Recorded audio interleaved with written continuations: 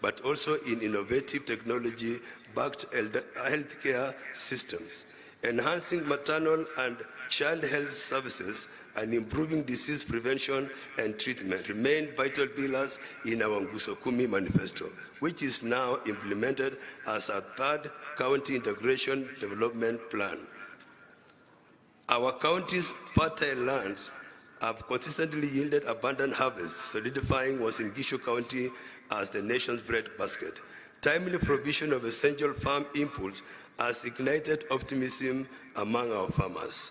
This year, our fields are abundant with maize harvest and the sight of farmers proudly displaying their produce in photographs exemplifies the positive change fostered under the Kenya Kwanza administration.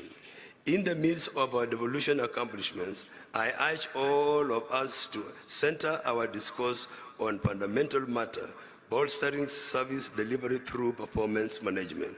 Devolution empowers our people, ensures equitable resource distribution, and improves lives. To uphold this noble cause, we must not merely inspire for service excellence, but it is the guiding principle for our governance architecture.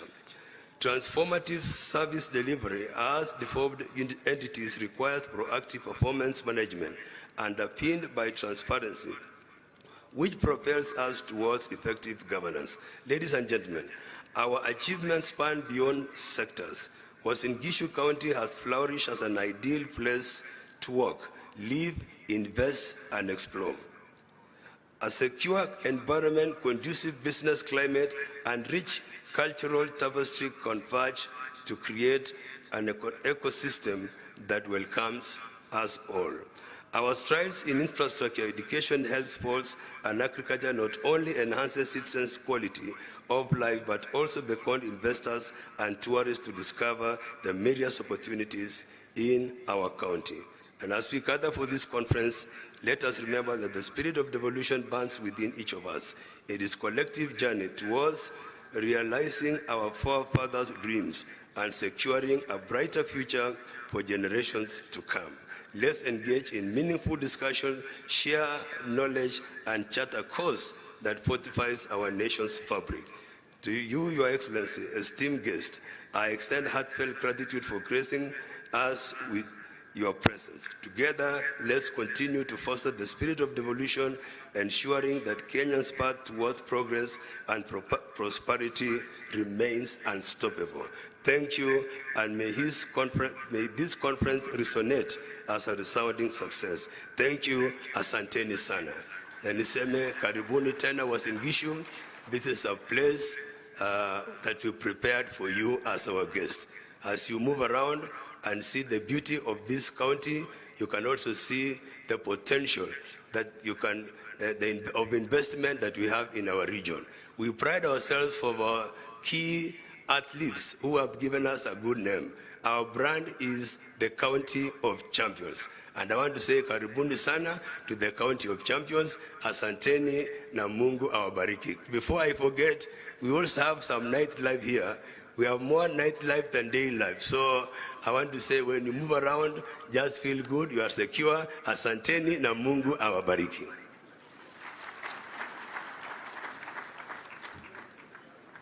Thank you very much, Your Excellency Jonathan B. Next, Your Excellency, I would like to call upon the whip of the council, and that is Governor Stephen Sang, Governor Nandi County, to come and make his remarks and also run the program from here. Let's give him a clap as he's coming. Welcome, Governor Sang.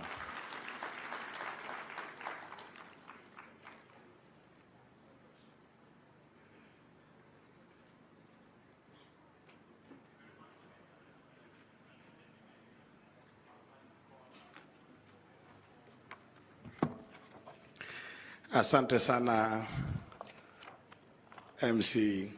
God is good and all the time.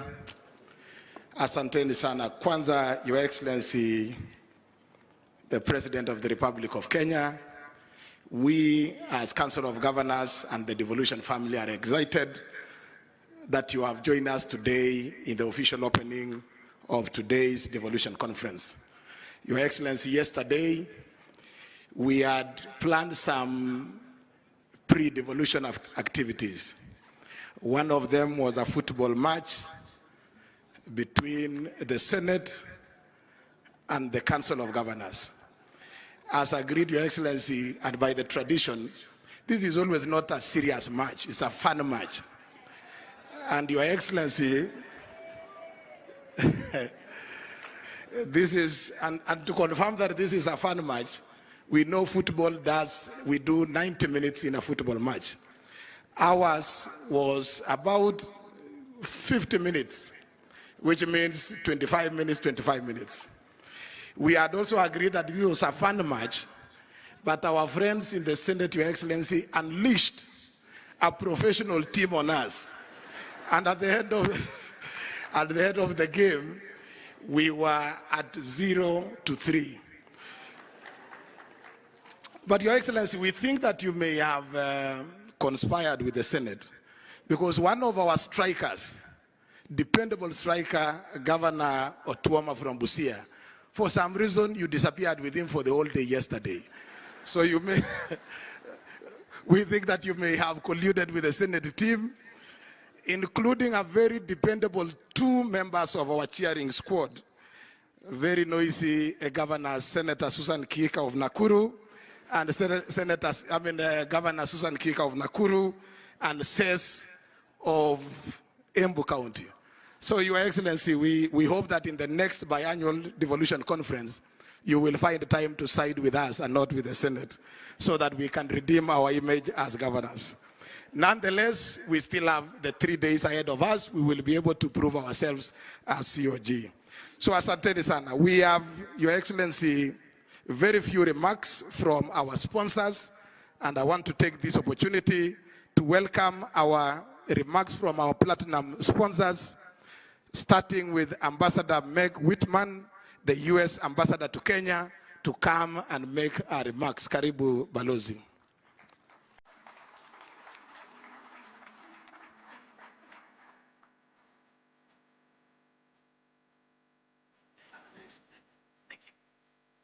Thank you.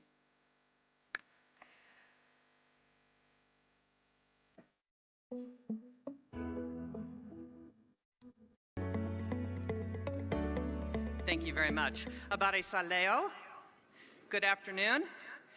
President Ruto, governors, distinguished guests, the best sentence in the English language, all protocols observed.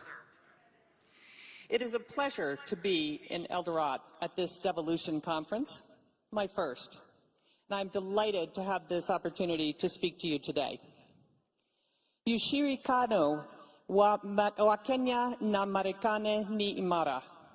Umajengwa kwa miaka 60 ya maadili na maslahi ya pamoja.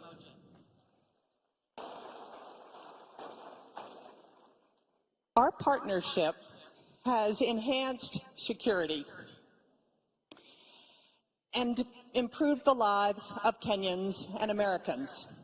Since I arrived in Kenya, my team and I have been focused on strengthening the U.S.-Kenya trade investment relationship in coordination with the Kenyan government. The presentation that you are about to hear is one that I have given many times over the past several months to encourage businesses to invest in Africa and Kenya. I want you to hear the pitch too, and hope that you use the data for your own pitches.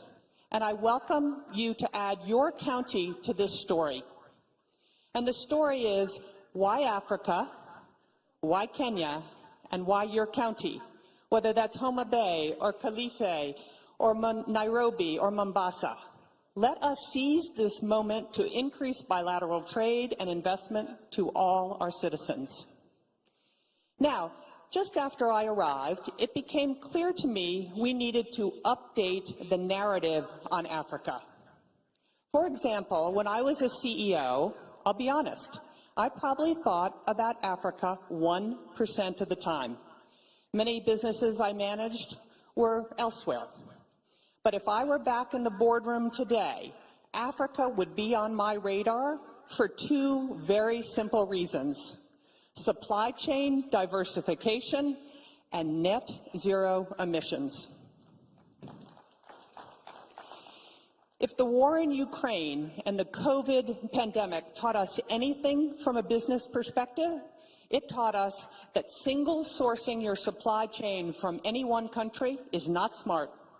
Single sourcing is a recipe for supply chain disruption and shortage.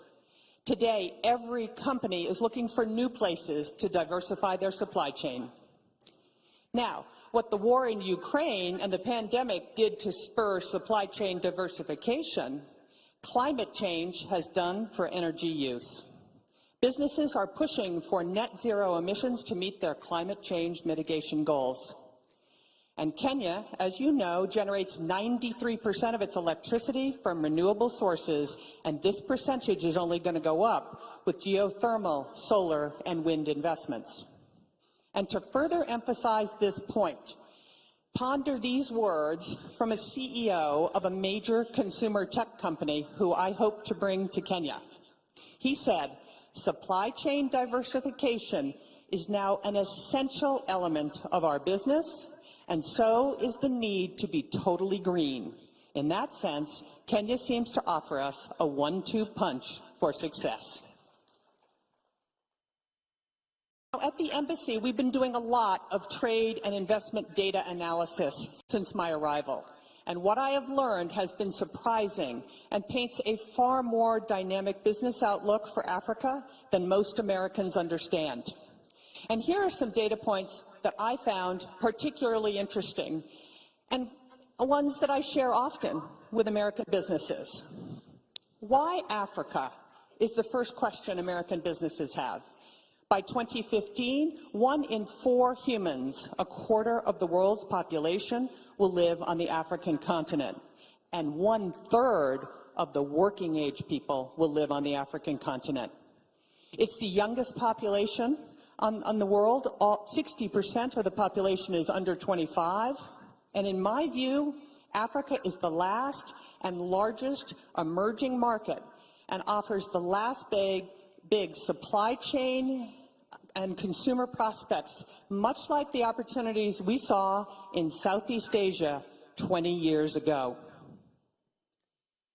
Now, that's how I'm talking about Africa to U.S. businesses. Let's zoom in on how I'm talking about why Kenya should be everyone's destination in Africa. Kenya is the most stable democracy in Africa. Kenya is the gateway to the East African market of almost 500 million consumers. Kenya is the regional logistics hub. Kenya is the leading regional financial hub. And Kenya, with its Silicon Savannah and super smart engineers, is the region's ICT hub. Kenya is a leading destination for foreign direct investment and venture capital. And Kenya has a young, educated, entrepreneurial, and English-speaking workforce. Kenya generates, as I said, over 93% of its energy from renewable sources, and Kenya's largest export market is the United States. Let me repeat, Kenya's largest export is the United States, and we feel Kenya is ready for liftoff as it diversifies. Let me unpack a couple of these areas. Democracy. I arrived in Kenya days before the August 22 general elections. What I witnessed was nothing short of remarkable. Kenya held what many analysts and commentators say was the freest, fairest, and most credible election in Kenyan history. The elections were observed by international and local election organizations, and the results were upheld by the Kenyan Supreme Court, and power was transferred orderly and peacefully at the time. Now, gateway to East Africa. As I said, Kenya is the gateway to East Africa. 80% of East African regional trade passes through Kenya's Mombasa port. In addition, Jomo Kenyatta International Airport in Nairobi is the busiest airport in East Africa, served by 40 passenger airlines and 25 cargo carriers, including FedEx and DHL. Kenya also has some excellent infrastructure, such as the Standard Gauge Railway, a series of new roads, and modern ports. From a financial and technology hub perspective, Kenya is already the regional financial hub for East Africa.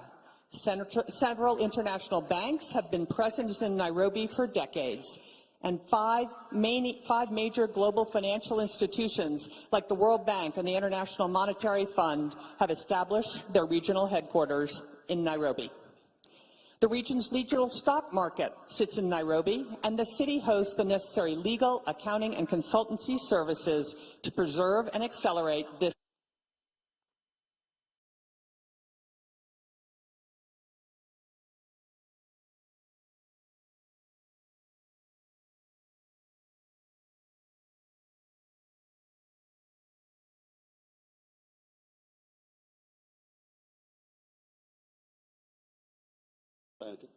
There we go. Okay, great. Thank you. Nairobi also has a very vibrant technology community known as Silicon Savannah, and the Kenyan government is committed to establishing Kenya as the premier destination for tech sector investment and innovation in Africa. Many leading U.S. companies are already in Kenya, including the names that you see on the screen. Emerging, but also hugely impactful, oh, having a little trouble there. Emerging, but also hugely impactful Kenyan tech companies like Copia Global, Semiconductor Limited, Twiga Foods, Market Force, Power Financial Wellness, and others are here in Kenya. I've met these companies, I've visited their operations, and what I see happening here has many of the critical components that make Silicon Savannah an even bigger success. Now, at the nexus of finance and technology sits one of the most impressive companies I have ever seen, M-Pesa. M-Pesa has annual revenues of over $1 billion US, $360 billion of gross market value flowed through the platform last year.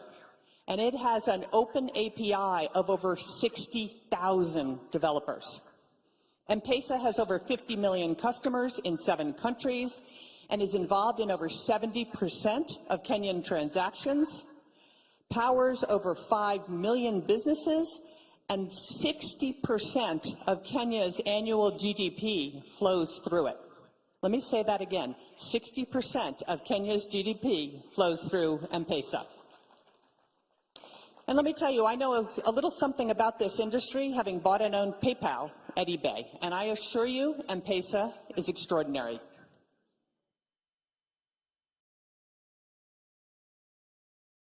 M-Pesa alone demonstrates the brilliant business minds at work in Kenya, devising African solutions to global problems. Foreign direct investment and venture capital, Kenya has attracted significant foreign direct investment and is a leading destination for venture capital. Interestingly, when venture capital flows decreased 35% globally last year, total funding in Africa actually increased 8%. Even more impressive, while venture capital to Nigeria was down 36% and essentially flat in South Africa, funding to Kenya increased by 33%. You go, Kenya. Adjusted for GDP, Kenya receives significantly more venture capital than anywhere else on the continent, generating roughly triple the venture capital to GDP ratios of Nigeria, Egypt, and South Africa. Unlike its continental competitors who attract predominantly fintech-led investments, Kenya venture capital flows are more diverse, led by e-commerce and clean tech, followed by fintech, agri-tech, and enterprise investments. And what's even more unique for Kenya, in 2022, Kenyan women-founded startups raised $146 million in equity, more than any other country on the entire continent.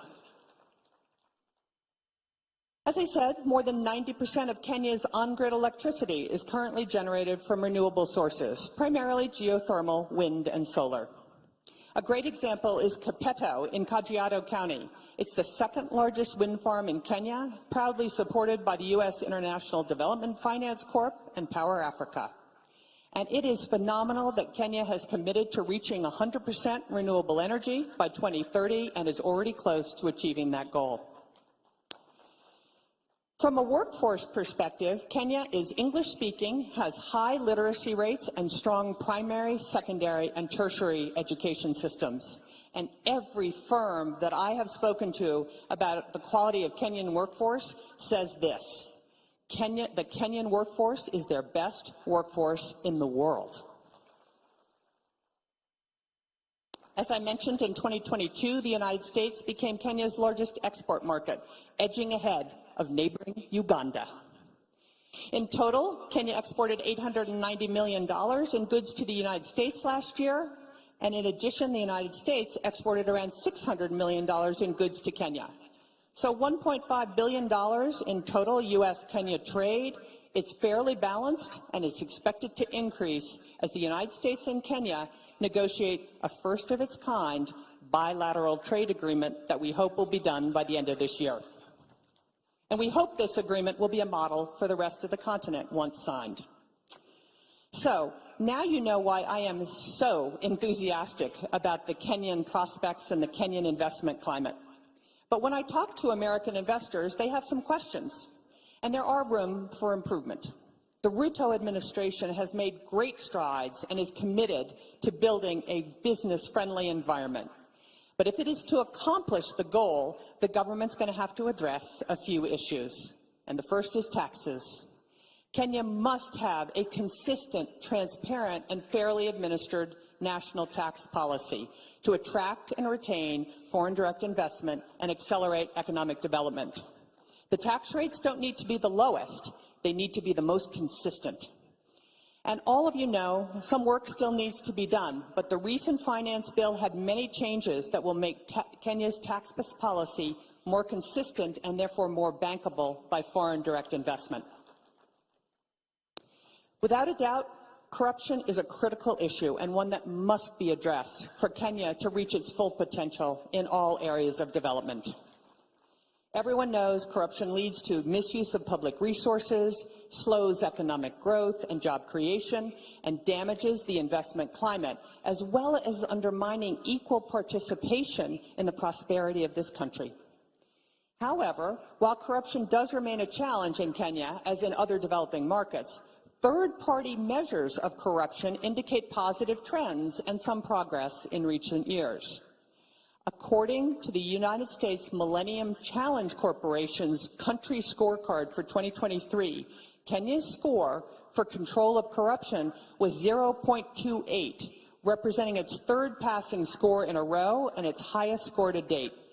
But to put this number in perspective, Kenya's 0.28 was superior to India's 0.18 and Vietnam's 0.19. And what I can tell you is Americans don't give it a second thought to invest in India. In addition, President Ruto has cracked down on corruption, calling out government agencies that engage in unscrupulous practices and firing government officials involved. Now, I also get a lot of questions about Kenya's debt. Kenya, like many developing countries, is burdened with high debt, limiting its ability to fund public services and infrastructure in line with its ambitions. According to the IMF, Kenya's debt to GDP ratio is 69%, but this number is not an outlier amongst regional averages. For comparison, Malaysia's debt to GDP stood at 69% in 2021, while India's ratio was 83% in 2022. Another area I get a ton of questions on is cargo clearance. Now, despite improving logistics, the delivered cost of a container to Kenya remains significantly higher than the container shipments landing in Europe or Asia. So there is room for improvement on cost, but here's a great fact. Back in 2010, it took over 11 days to clear a container at the port of Mombasa. Today, it takes 3.5 days. And this reduction has occurred despite cargo increasing over the past 5 years from 27 million metric tons in 2016 to nearly 35 million metric tons in 2021. So this is an important thing for Americans.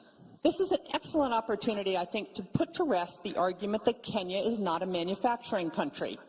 True, Kenya has room to grow in this sector, but manufacturing is happening here.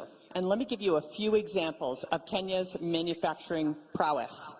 Gearbox in Nairobi County, a high-mix, low-flow electronics manufacturer, runs a state-of-the-art, what we call a surface mount assembly line, and in November of 2022 began manufacturing Raspberry Pi's Pico product for the African market. Gearbox's production quality, catch this, meets or exceeds that of Raspberry Pi's other production sites in Wales and Japan, producing a first-pass yield of 99.6%. Semiconductor Technologies, a U.S.-owned semiconductor manufacturing and nanotechnology company in Nyeri County, is growing rapidly and has hired more than 80 Kenyan engineers in the last 12 months. Kenya's Revital Healthcare in Kilifi County is one of the largest manufacturers of medical products in Africa, producing 48 devices and exporting to 28 countries. Isuzu has operated an East Africa assembly plant in Nairobi since 1977, selling more than 90,000 units with more than 15 models. And there is also a robust and growing e-mobility manufacturing assembly industry in Kenya. Kenya is the future for Africa's 2- and 3-wheel e-vehicles and e-buses. And lastly, when we talk about trade, we have to talk about apparel and apparel manufacturing. Last year, Kenya recorded its highest ever apparel exports to the United States, over $540 million, employing nearly 200,000 Kenyans, mostly young women. Leading U.S. apparel brands sourcing from Kenya include PVH, which includes Tommy Hilfiger and Calvin Klein, Contour, which includes Lee and Wrangler, and several more, including Walmart and Levi's. And what we hear from these brands, they want more Kenya apparel manufacturing, both because of the high quality of labor and Kenya's leadership in renewable energy. Brands are steadily moving production operations to Kenya from Sri Lanka, Bangladesh, Ethiopia, and China because of what you have to offer. And more of this is on the way. I think apparel manufacturing may be the biggest near-term employment opportunity in all of Kenya. So clearly, there is something happening here. It's abundantly clear to me, and every day I try to make abundantly clear to the international audience that Kenya is open for business. Over the past year, the Kenyan government has been implementing real measures to improve economic conditions and create a business-friendly investment climate throughout the country. Following months of deliberation and consultations with the political and the business community, President Ruto announced the following reforms at the March American Chamber of Commerce Business Summit. A consistent, fair, predictable, and enduring tax regime. Alignment of Kenya's data protection regulations with the multilateral global cross-border private rules framework.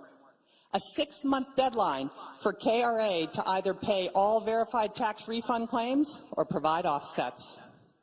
Elimination of the VAT on export services. Elimination of the domestic equity requirement for ICT companies. Removal of tax on stock-based compensation for employees of all startups. And commitment to adhere to the OECD two-pillar solution framework for digital services tax. And finally, a commitment to revitalize Kenya's special economic zones to maximize their competitiveness, and more reforms are in the pipeline. As you can see, there is so much opportunity in Kenya, and an opportunity to bring the U.S. and Kenyan businesses closer together. All of what I'm about to announce has happened in the last 12 months. In agriculture, Del Monte, the largest private sector employee in Kenya, has invested $5.5 million in a new state-of-the-art fresh fruit packing facility in Kiambu County.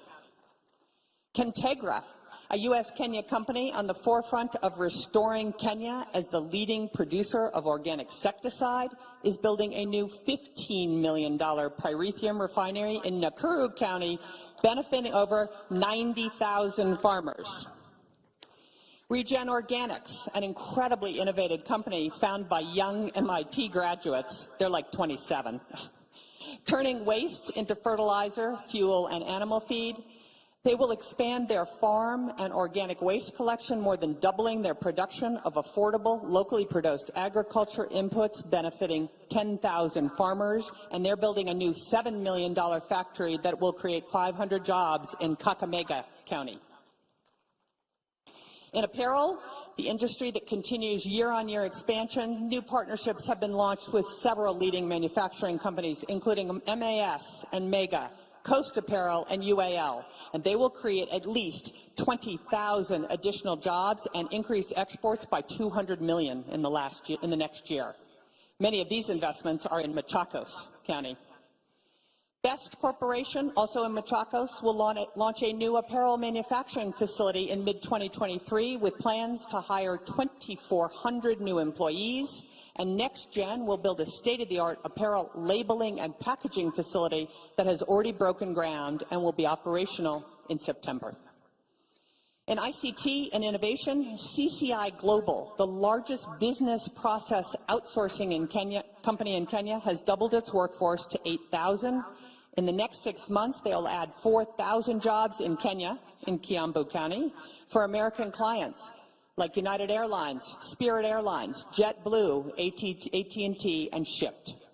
In energy, Malele Energy, a U.S. company, just concluded a deal to acquire part of the Turkana wind power project, one of the largest in Africa, and produce over 20% of Kenya's electricity in 2022, with huge plans for expansion.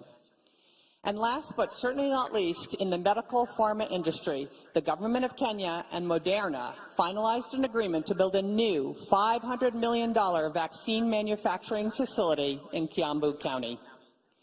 This will be the only such facility on the African continent for Moderna and their first factory outside the United States. Moderna's investment should be a catalyst for the medical industry in Africa, producing over 500 million vaccines a year. All of this has happened in the last 12 months. So all you need to do, Mr. President, is do that again in the next 12 months. And there are more exciting developments happening every day. American sports associations like the NBA, the NFL, Major League Baseball, Major League Soccer, and the entertainment icon, the Grammys, are all currently looking for a home in Kenya. And the television and movie industries are discovering Kenya too. Everyone thinks Nigeria has the market on this, but just look at the fact that Kenya now has a Real Housewives of Nairobi.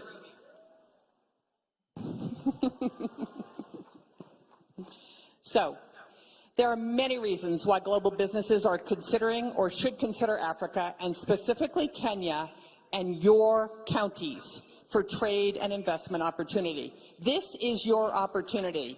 What are your priorities? What is your sales pitch?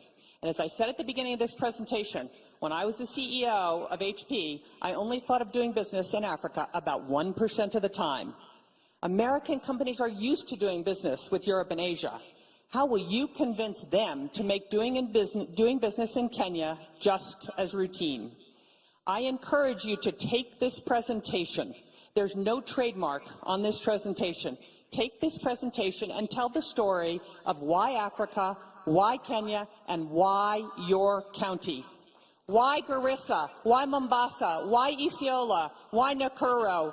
Why any county in the country? You should be able to answer the question, why Africa, why Kenya, and why your county? So to conclude, the United States and Kenya are open for business. And to quote President Ruto, Kenya means business. So we have work to do. We need to roll up our sleeves and deliver the results. The American people and your constituents deserve our best efforts to expand shared economic opportunity and growth. Asante sana.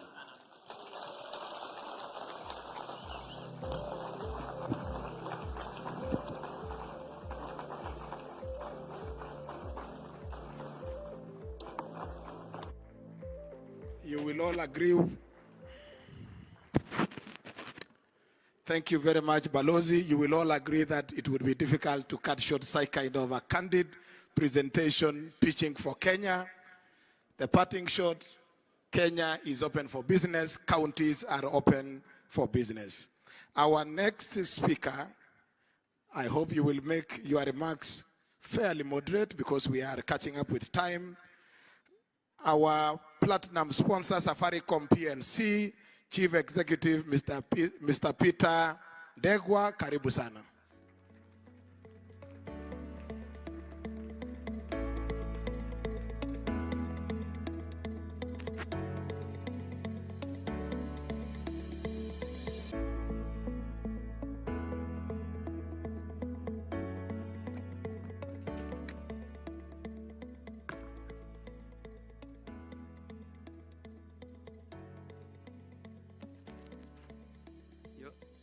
Your Excellency, how do I follow that kind of presentation? But before I start, Your Excellency, I wanted to say to Governor Sang of Nandi, in terms of the issue of being beaten by the Senate in the football. Last night when we had the governor's evening dinner, I offered to give him a few people from Safaricom next year to play in the governor's corner so that you can win against the Senate.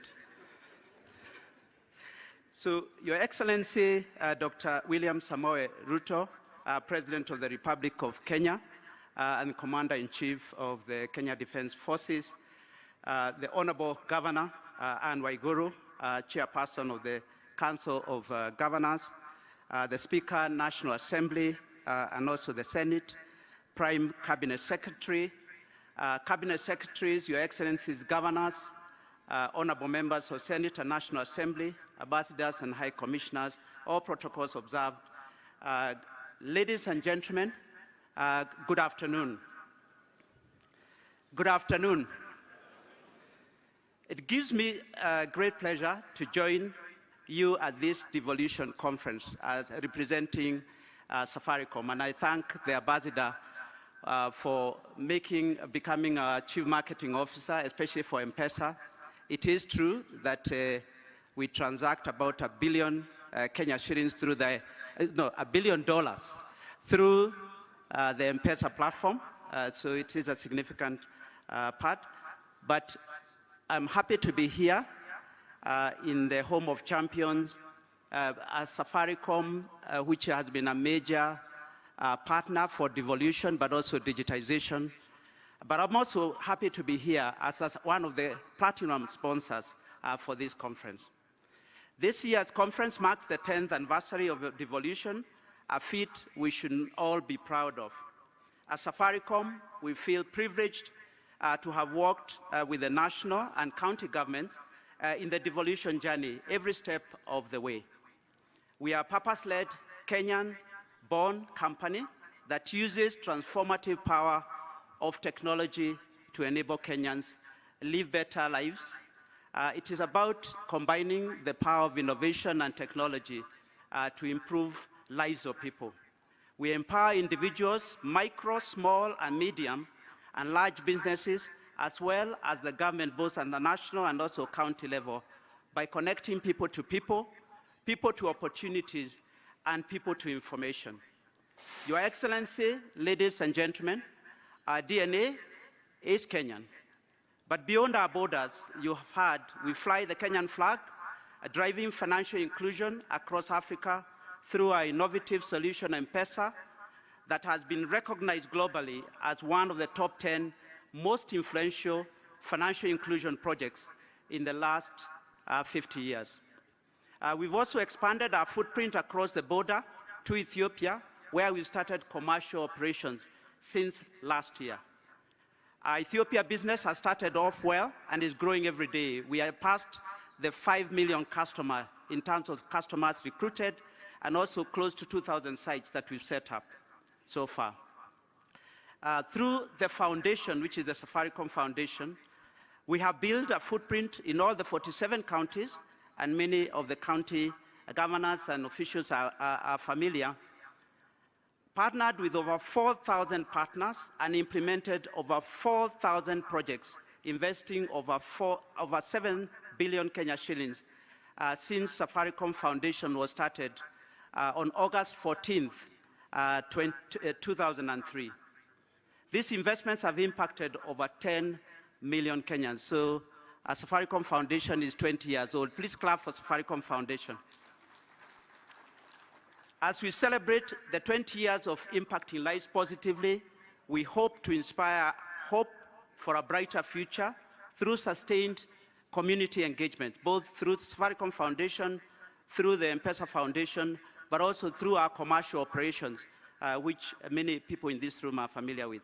Your Excellency, ladies and gentlemen, it's for this same passion for our people that I find myself here today.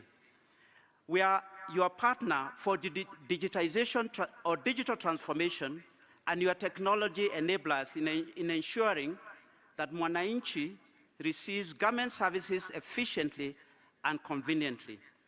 Specifically, we are working with both the national and county governments to provide secure connectivity. Secure is important in the cyber world.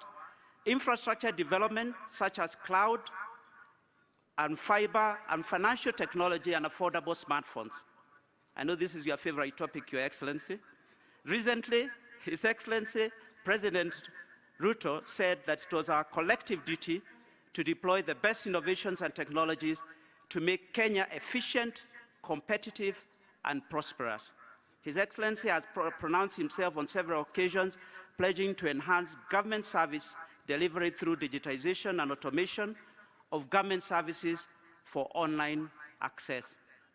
Safaricom is right at the heart of technology advancements that the country leadership recognizes as key in enabling prosperity for its citizens.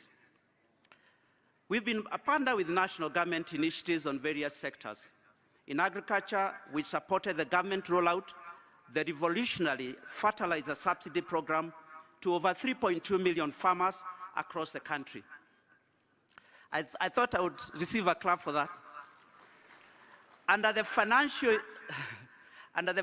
inclusion program, over 22 million Kenyans have benefited from the Hustler and Women Enterprise Funds, which we disburse on behalf of government. We have provided infrastructure, including our agents' network and payment services, that have enabled digitization of these services.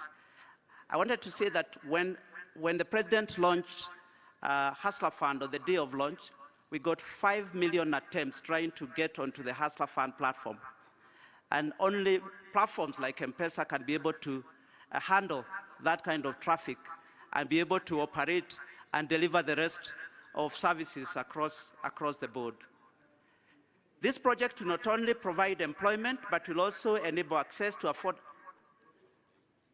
I just wanted to read that again. Together with others, we are currently finalizing the development of the first ever smartphone device assembly in Kenya. I know this is your favorite, Your Excellency. This project will not only provide employment, but will also enable access to affordable smartphones to as many Kenyans as possible. We are also working with various ministries and county governments to develop digital products and processes for enhanced service delivery to Kenyans. Ladies and gentlemen, as we celebrate 10 years of devolution, we remain committed to support Kenyans realize its digital and technology potential. We've identified key areas such as driving connectivity across counties. We are actively enabling the county governments enhance service delivery to Kenyans through a platform that we are calling My County App.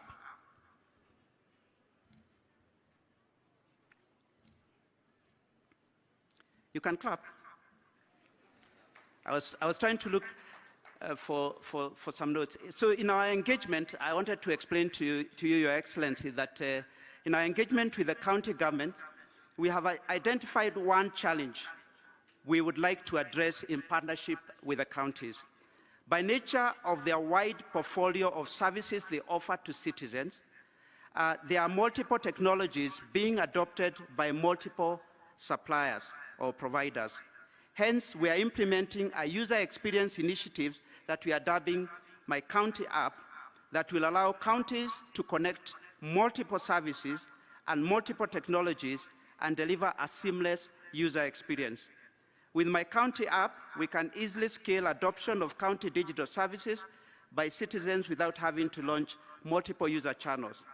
My County app is interoperable to many other government digitization programs. And there are 14 counties that have already been onboarded on My County app. We are also working with the national and county government to develop solutions in sectors such as water, healthcare, and agriculture. Last evening, we presented to governors the My County app, a technology solution that empowers citizens to seamlessly access county government services and engage county leadership, whilst at the same time enabling counties to grow their revenue through digitization of services. My County app was launched in Makueni earlier this year, and I'm told by Governor Kilonzo that it is making a big impact.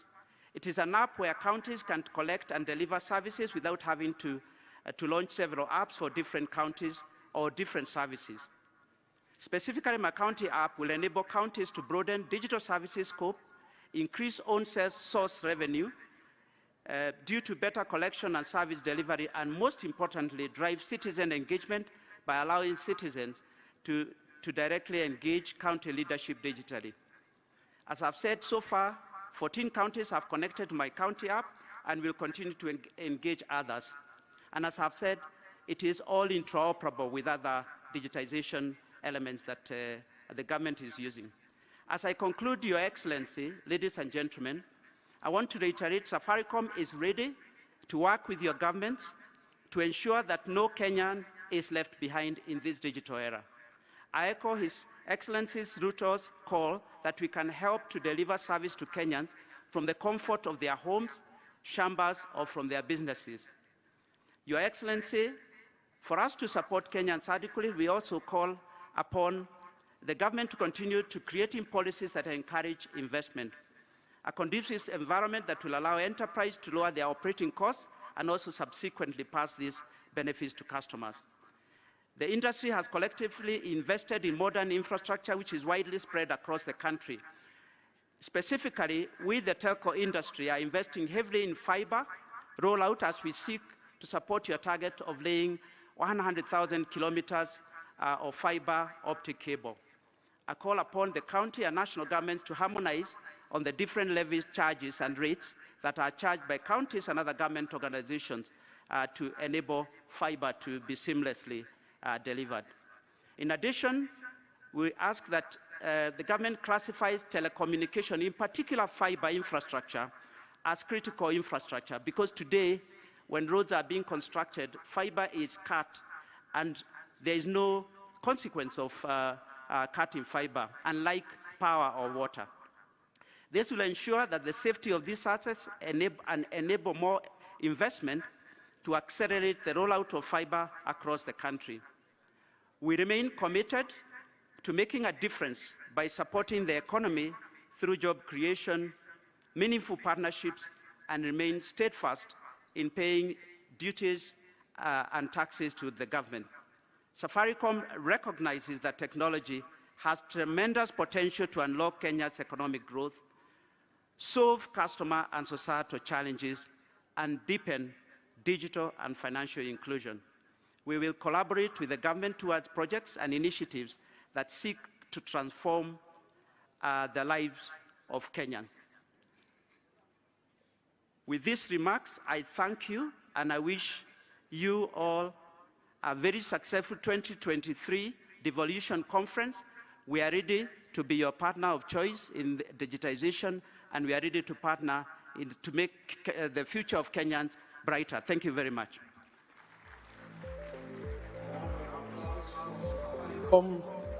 Thank you so much. The next two speakers, Amrev Health Africa, Daktari Givinji Gitai, karibu sana. And I also invite on stage KCV Group CEO, Anna Paul Russo, Kamomba on stage. Karibu sana. Excellency, President William Ruto and all the dignitaries here, we are the flying doctor, so I'll try and shorten my speech because I know that you are pressed for time. I'll try and keep it very, very brief. And the first thing I want to say is that today I made great effort to dress like yourself because I've been watching you very closely. But my tailor did not do a good job as yours. So I think my suggestion is maybe next time you're seeing your tailor, you call me, we go together. My number is 0737, I'll read it for you.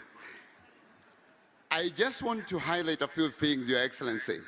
The first thing I want to say is that I want to thank your government for hosting AMREF for 66 years.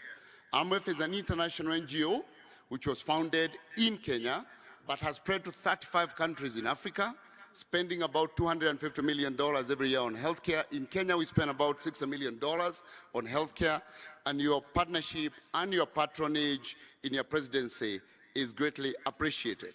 We, of course, started off as flying doctors, and that flying doctors was necessitated by absence of specialists out in the counties, by poor infrastructure. But now our flying doctor service is no longer transporting doctors to the counties because your government's efforts and the county government's efforts has made sure that specialists are now available across the country in the remotest places, working very closely with the Ministry of Health. And the road infrastructure is good. We no longer have to transport a doctor by air. We can actually drive them to where they need to be. Now we are using the AMREF flying doctors, Your Excellency, in doing referral, emergency medical referral for the police, for individuals from poor communities, transporting them for higher care where they are needed. But secondly, and most importantly, we are also, as AMREF flying doctors, transporting patients into Kenyan hospitals, enabling medical tourism into this country. Every year we bring close to 500 patients into Kenyan hospitals. The next thing I want to talk about is that we have, over the longest time, worked with all 47 counties. Our focus has been to build primary health care, and now with your agenda of primary health care networks, working with the Ministry of Health, we're enabling about 22 counties to achieve their primary health care network. We are working with the Ministry of Health to enable registration of over 100,000 community health promoters, and we continue to support your agenda to achieve this. In doing so, we are establishing Kenya's largest primary healthcare university. AMREF is spending $50 million, Your Excellency, between this year and next year to build the largest primary healthcare hospital, training nurses, university nurses, community health extension workers, midwives, physiotherapists, and we will be coming to you at the launch, and we'll be coming to you also for the charter. Right now, we have over 3,000 students in our university environment. Finally, we know that our countries are operating at little fiscal space. The ambassador made it very clear the debt crisis is squeezing the fiscal space further. Efficiency and prioritization is critical. So we continue to work with your government, with the counties, to ensure that facilities are able to be capacitated to run their own facility improvement funds, because that's the best place where prioritization happens. If in this country we have 50,000 schools, Excellency, and each of them runs an account with a board of management. We have many of us been members of board of management, but we are not able to allow the same in the health facilities. It is possible that all health facilities can have accounts, can run facility improvement funds, and they're able to prioritize the needs of their catchment day by day without being encumbered by huge challenges in terms of accessing funds for day to day. Your Excellency, thank you very much. I would like to conclude there. Thank the county government, the chair of the council, COG, for supporting the continuous work we are doing, the host governor, and our development partners who enable all the work we do with your government. I thank you most sincerely. God bless Kenya. God bless you. And I look forward to that call to visit your tailor. Thank you very much, Excellency. Thank you. Thank you very much, Dr. Gitai, on behalf of AMREF Health Africa. Paul Russo, on behalf of KCB. Karibu sana. Your Excellency, Dr. William Samoei Ruto, the President of the Republic of Kenya, and as guided by my friend, Governor Sang, I'll use all protocols observed to try and save a few minutes, Your Excellency. What do I say about KCB that has been there for 126 years? Benki yako, inchi yako must be one of those that ring when we talk about KCB. Your Excellency, you've been one of the strongest partners for KCB, and truly thank you. But I can also confirm that the governors in this room will know the support and how KCB has come through to them. A number of areas that I just want to mention, and when I speak about KCB in Kenya, I speak about National Bank as well. You know, there's been a quick support when national government has not disbursed. So sometimes, Your Excellency, we can act as the fuliza for a number of entities and support in that front. But most importantly, the work we've done with governors around MSMEs, the work we've done around the agenda of the MITI. Your Excellency, I think it's very important for me to point out that KCB at the forefront through to GIHU program to deliver youth empowerment. And I'm glad that this Friday, Your Excellency, you've agreed to come in to officiate the graduation of 5,000 of our people. We will continue to work with the various ministries and work with county government to deliver transformational partnership. I thank Your Excellency, and thank you to the government owning 30% of KCB. We are not short of capital to support business. I think our single obligate limit is 23 billion. You can imagine what you can do with that allocation. Finally, Your Excellency, in September, we are leading to bring venture capitalists from the US to Kenya to point on to opportunities for investments. One single thing I'll ask governors to support, particularly those who come from the area I come from, is to try and fast-track opportunities for title deeds, Your Excellency, so that those with allotment letters and running businesses can get better funding. I submit, Your Excellency, and I know I have opportunity to speak tomorrow. Thank you so much. God bless you. Thank you very much, CEO, Group CEOs of KCB. The next speaker, Your Excellency, is a friend of Kenya, a friend of the Devolution family, the outgoing ambassador, Denmark's ambassador to Kenya, and the chair of the Devolution Donor Working Group, Ambassador Ole Thonke. Karibu sana.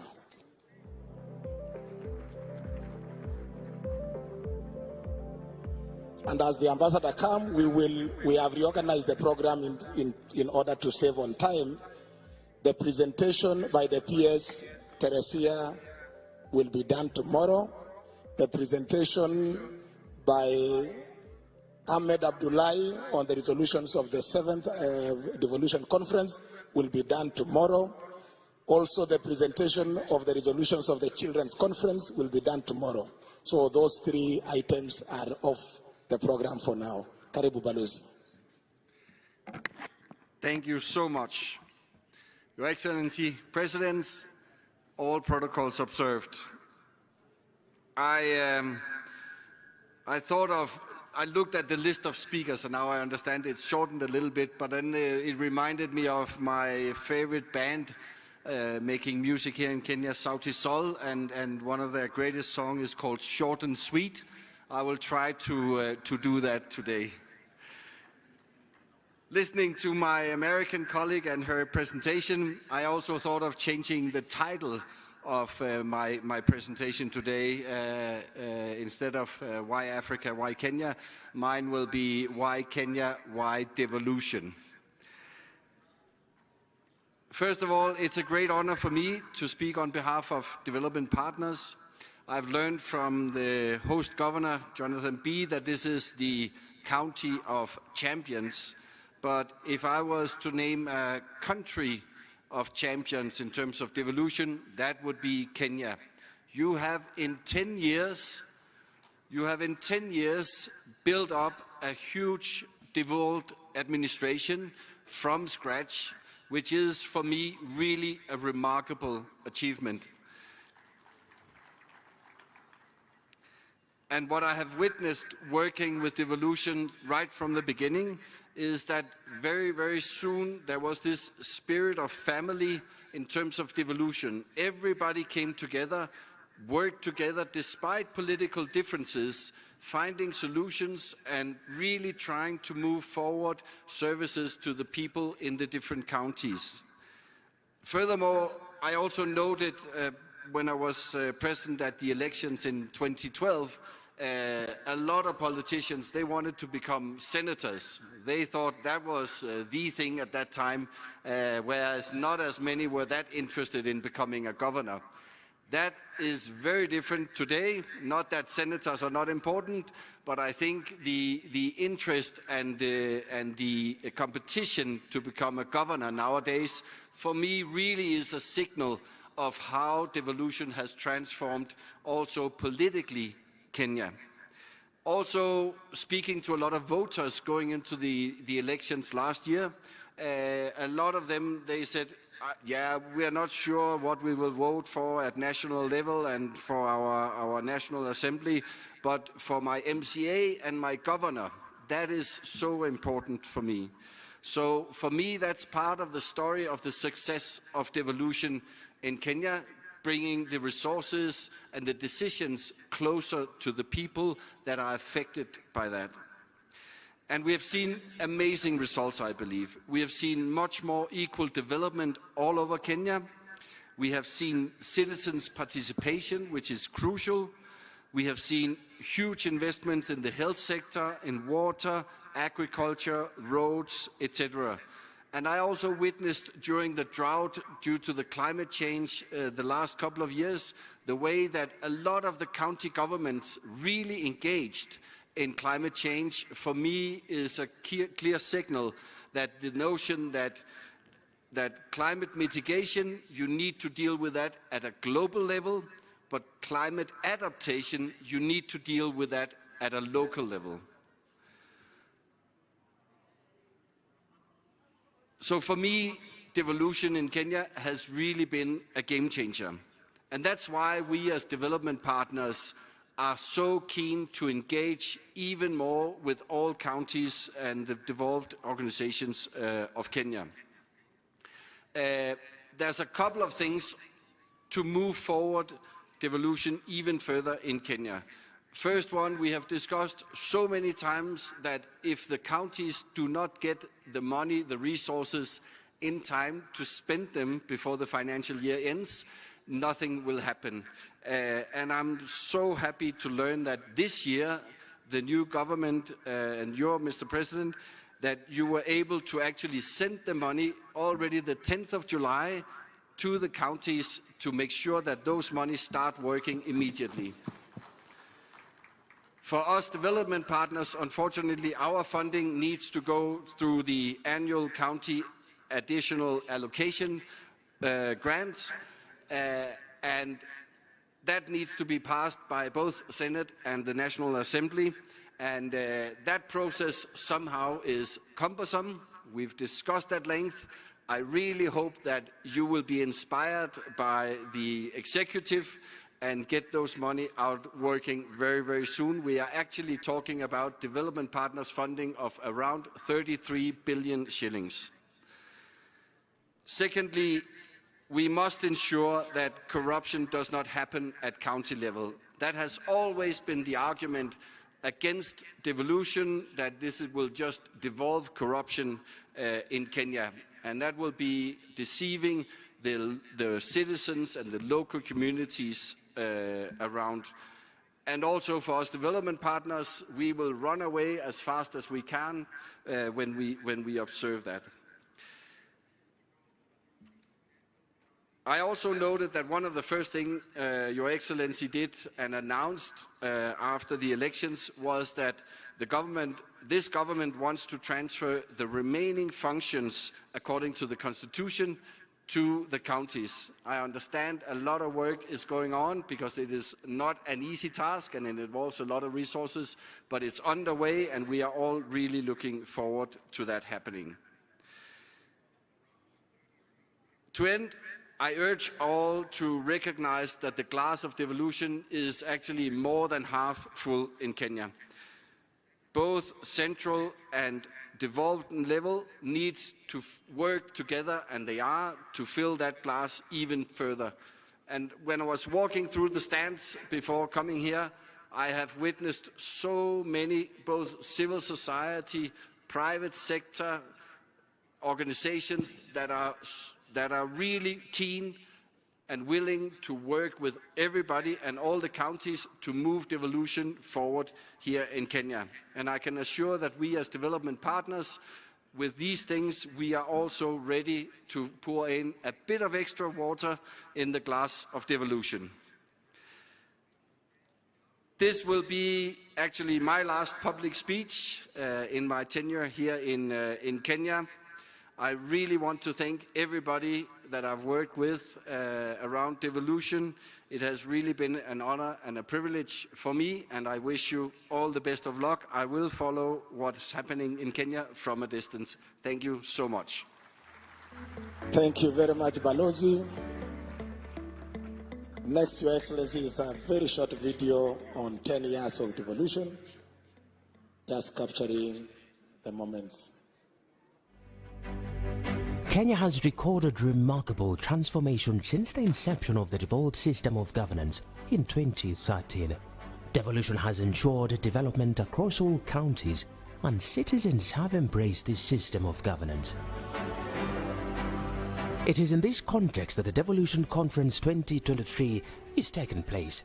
The theme, 10 years of devolution, the present and future, reflects on the last 10 years of devolution, provides a platform to showcase achievements and share experiences, discuss challenges, explore opportunities, consolidate the gains, and chart a course for the realization of the aspirations of Kenyans in the next decade. County governments have invested heavily in local infrastructural projects, including roads and streetlights, pre-primary schools, healthcare facilities, and water supply systems, which have significantly improved the quality of life for Kenyans. Tunaona sasa ni vizuri juu hii mradi imetusaidia, imetuletea maji. Na sasa wakati wenye kuna kuanga mvua, hii mvua tunatumianga kwa wakati huo. Lakini wakati wa kiangazi ikiingia, tunatumia hii mradi. Tulikuwa tunatafuta maji mbali. Tulikuwa tunafuta majerikani kwa barabara. Tunashukuru Mungu wa juu. Hata kama ni kidogo, mifugo pia inakunya kidogo, binadamu tena wanakunya kidogo. To boost access to affordable and quality health services, county governments have a remarkable 125,400 health workforce, representing 66% of the total core health workforce of 190,000 in public and private facilities. Tunashukuru serikali because hii ugonjwa iko very expensive. Kama ingekuwa devolution, sisi wengine saizi hatungekuwa hai. Hata sisi hatungeweza kwenda Nairobi, hatungeweza kuishi Nairobi, ingekuwa maisha yetu ingekuwa fupi.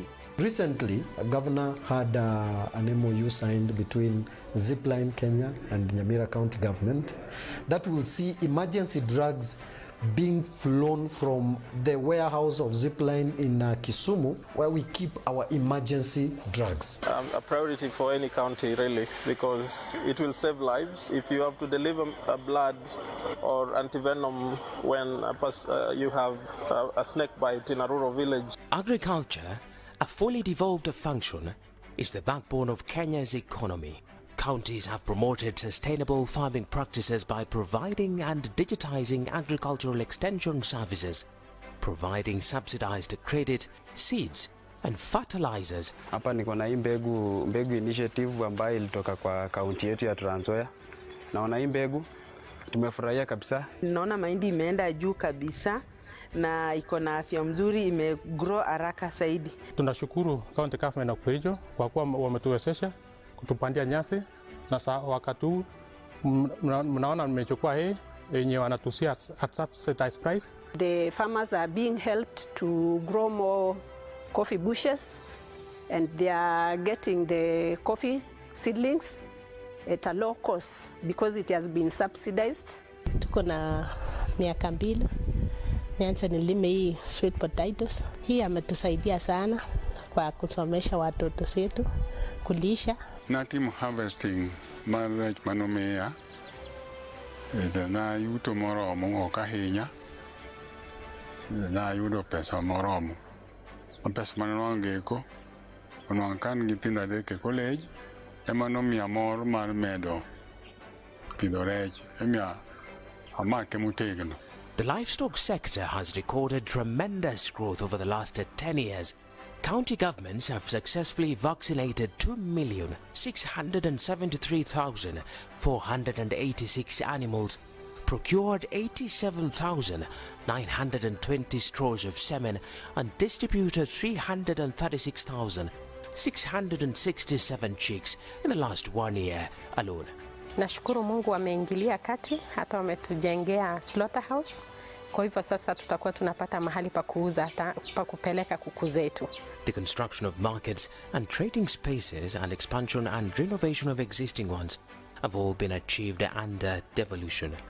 Before tulikuwa tunafanya biashara yetu katika open air market yenye tulikuwa tunanyeshewa, vitu zetu zilikuwa zinaoza, mboga nazo zilikuwa zinachomwa na jua sana, lakini wakati wa devolution ilipokuja tumejengewa, tuko na kabro, tumetoka kwa matope, enyewe hata hatunyeshewi. In education, county governments have given a new lease of life to early childhood development learning and vocational training centers. The ECD centers are now fully integrated into the basic education ecosystem, with over 40,000 teachers employed by the county governments, something that was only a dream 10 years ago.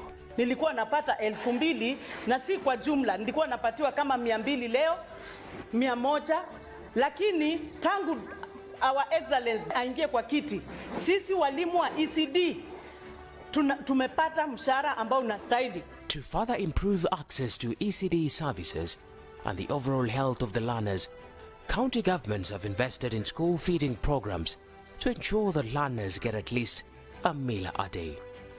The vocational training centers are growing in stature, empowering the youth with technical skills to prepare them for the job market and promote entrepreneurship. When I come here, I don't know anything, but I have fun. In weekends, I go outside and search for a customer who will be installed electrical. County governments have facilitated the development of county and urban spatial plans and established over 100 urban governance and management institutions, including cities, municipalities and towns, which play a major role in the actualization of the affordable housing agenda. This job here has employed a lot of people because of the devolution. If it was not a matter of devolution, we couldn't have this project here. The tourism sector is a major domestic and foreign exchange earner. County governments have invested heavily towards the development of tourism products and in maintaining and renovating tourism and natural attraction sites to retain Kenya as a competitive tourist destination. There was that conflict where we are losing the pasture for animals because this place was used for grazing by the locals when there was a drought. And when the county government came upon devolution, arrival of devolution, it took it to 10%. That money is used by the community to assist parents and their children paying school fees. We have come from Nandi County to Baringo County to see flamingos, lakes and other wild animals that we don't know. Devolution has enhanced the participation of the citizens in local governance. Decisions at the county level are made following a comprehensive consultation process through various platforms. The county assemblies continue to play critical roles of representation, legislation, and oversight of the decisions made and programs run in the counties. The Senate, on the other hand, has the duty to protect the interest of the county governments at the national level through legislation and passage of laws that are critical for county operations. There is a robust engagement between the Council of Governors and the Senate, and the collegiality between the two institutions can only grow stronger. The presidency has renewed the desire to grow the devolved system of governance. Timely disbursement of funds to counties and commitments to empower devolution, as envisioned in the Constitution, have been pronounced, giving hope to the larger devolution fraternity. Mimi niliahidi ya kwamba we support devolution because we know what devolution can do. 10 years of devolution has placed Kenya in a trajectory of holistic growth. This conference brings us together as a country to reflect on the 10 years and embrace more strategies that will meet the aspirations of the citizenry, offering them more optimism of a great Kenya under devolved units. Ladies and gentlemen, welcome to the Devolution Conference 2023. A round of applause. 10 years of devolution. Next, Your Excellency, remarks by the National Assembly Speaker, remarks being made on his behalf by the Deputy Speaker, Honorable Gladys Bosch-Shomei. Karibu sana.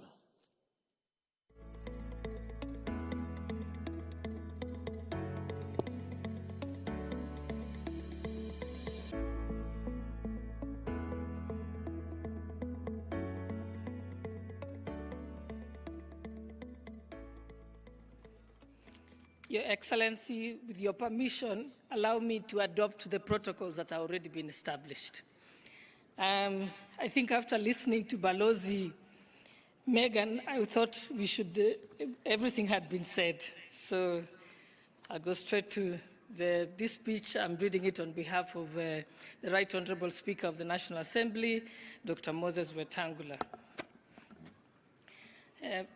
It goes like this. He says, I'm honored to stand before you today on this momentous occasion as we gather here in UASIN GISHU County to celebrate the decade of remarkable progress in the journey of devolution. This conference provides us with an opportunity to reflect on the achievements, challenges, and the bright future that lies ahead as we drive transformation from county level. This conference serves as a testament to our commitment to county governance and economic development. And it is an honor to have His Excellency the President gracing this occasion.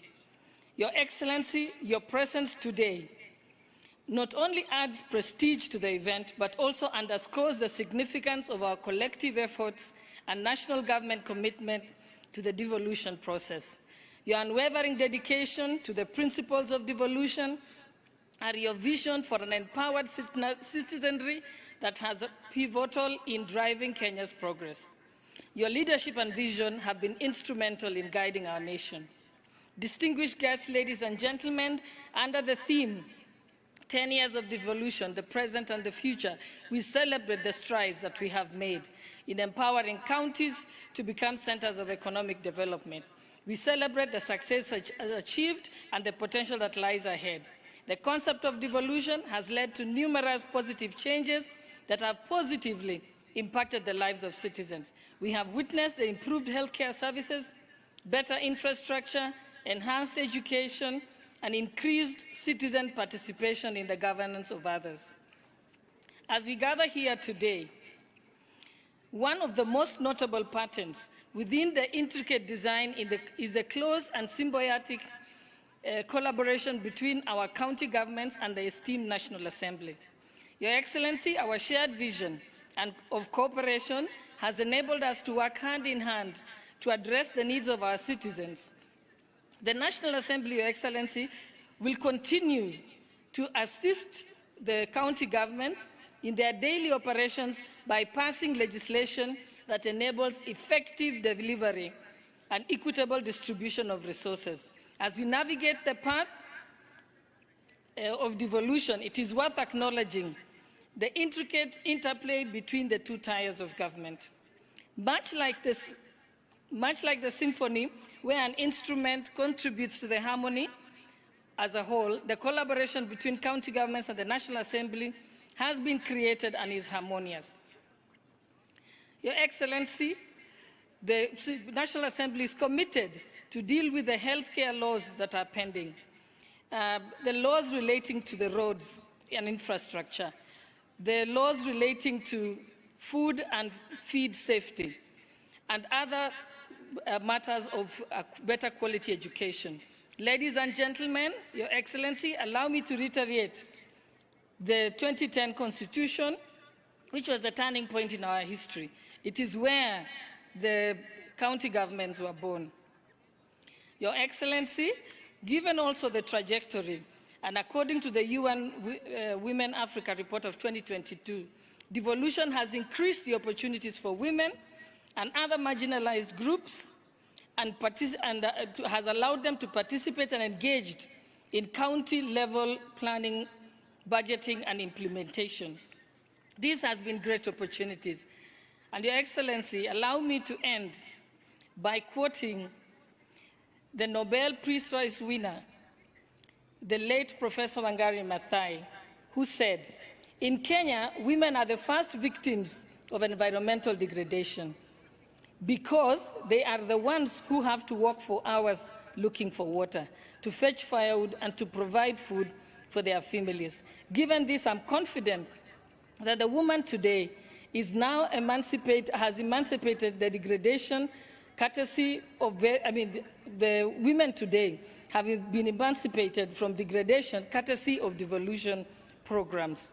And with that, we thank you and wish you fruitful deliberation, signed by Dr. Moses Wetangula, Speaker of the National Assembly. Thank you. A round of applause for the Speaker of the National Assembly. Next on stage, Your Excellency, is His Excellency Musalia Mudavadi, the Prime Cabinet Secretary, to come and make his remarks. Karibu, Your Excellency Musalia Mudavadi.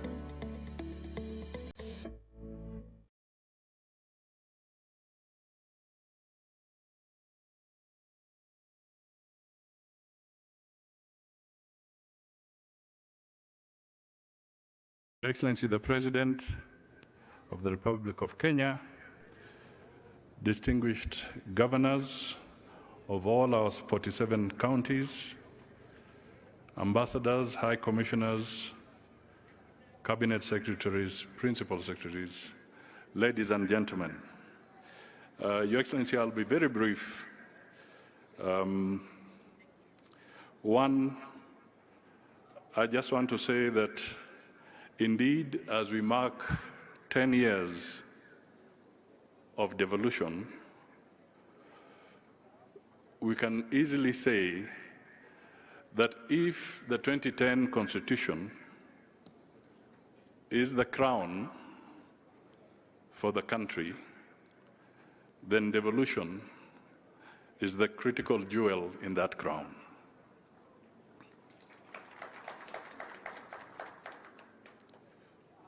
Your Excellency, as I listened to the various presentations, but more so from the US Ambassador, I can only say thank you for pitching for Kenya. You have indeed pitched so firmly for us. And in her conversation, a couple of things arise which could be regarded as rhetorical questions. Because the first question was, why Africa, and specifically why Kenya, and she brought it down to why your county. And she did highlight a few things that ought to be dealt with. So the question that we all go away asking ourselves is, if you're a governor and you have your administration in your county, taking from that pitch, are you a facilitator or are you an obstructor? The same goes for those in the national government. If you are in a particular government department, ask yourself, are you a facilitator or an obstructor? Your Excellency, devolution has impacted our society tremendously. There are still some challenges, however. We need to focus more on the budget execution, focus on how we will tackle pending bills, continuous capacity building in our counties for better financial management, and indeed, Your Excellency, in equal measure, we must encourage the counties and support them to enhance their own source revenues. Finally, Your Excellency, because this is your day, Let me just acknowledge that your being here has signaled total commitment and unwavering support for devolution. And the members of your government who are here, just to acknowledge, we have about 50% of your cabinet here. I have Rebecca Miano, if she can just stand to be acknowledged. Kipchumba Markomen, Honorable Mithika Linturi, Davis Chirchir, Simon Chelugoi, Eliud Owalo, Susan Nakumicha, Salim Vuria, Florence Bore, Ezekiel Machogu. Is there any CS I have missed? At least that's about 50% of the cabinet is present. Equally, about 50% of the PSs are here. We have Julius Bitok, Festus Ngeno, Terry Mbaika, John Oluka, Anne Wangombe, Susan Mangenyi, Kelo Hassan, John Tanui, Nixon Korir, Jonathan Mweke, Idris Hassan, Joel Amurang, Betsy Mudhoni, Hari Kimutai, Mohammed Iba, Kilemi Abubakar Hassan, and Charles Hinga. Your Excellency, taking the cue from you, they are taking devolution seriously, and anybody who doesn't, it will be at their own peril. So, ladies and gentlemen, congratulations to all the counties, and we encourage you to continue with a good effort. God bless you all. A round of applause for the Prime Cabinet Secretary. Asante sana. Next on stage is the Right Honorable Speaker of the Senate, Senator Amason Kingi, who will also recognize the members of the National Assembly and members of the Senate present. Karibu sana, Mr. Speaker.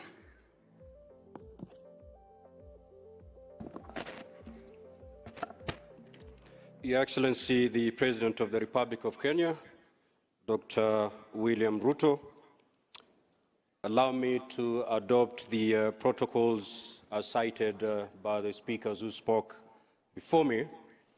And before I make my remarks, Your Excellency, allow me also to recognize the presence of senators from the Senate. I will, because of time, maybe I may not be able to introduce them individually, but I will ask them and request them to be upstanding so that they can be acknowledged.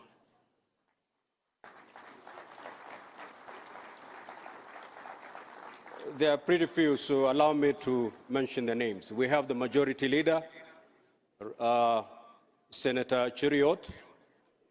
We have the Deputy Speaker, Senator Gathuri.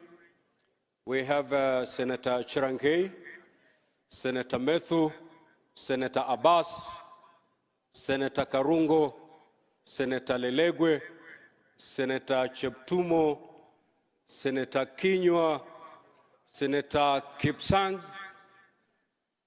Senator Seki, Senator Maruma, Senator Nyutu, Senator Veronica, Senator Kavindu, Senator Muma, Senator Tobiko Perez, Senator Manzo, Senator Wakili Sigei, Senator Hamida, Senator Professor Tomo Jenda, Senator Margaret Kamar, Senator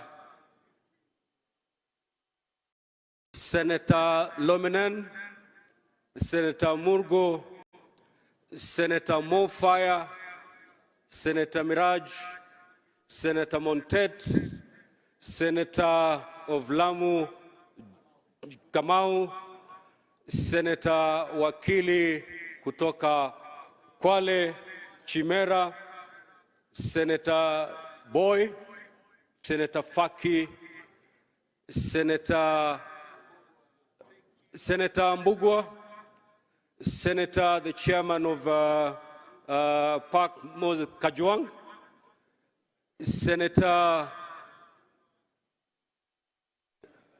behind there, Senator of Busia. Yes. Well, I don't need to introduce him, Your Excellency, for reasons better known to all of us. A wonderful gentleman. Senator Boni, you know, my specs are letting me down. Senator Boni, yeah. Senator Obur, the youth leader in the Senate.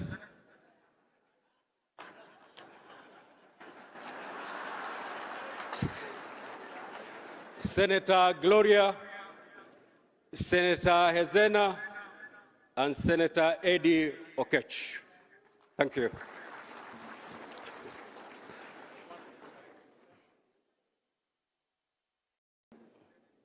Oh, Senator Alan Chisang here. Thank you.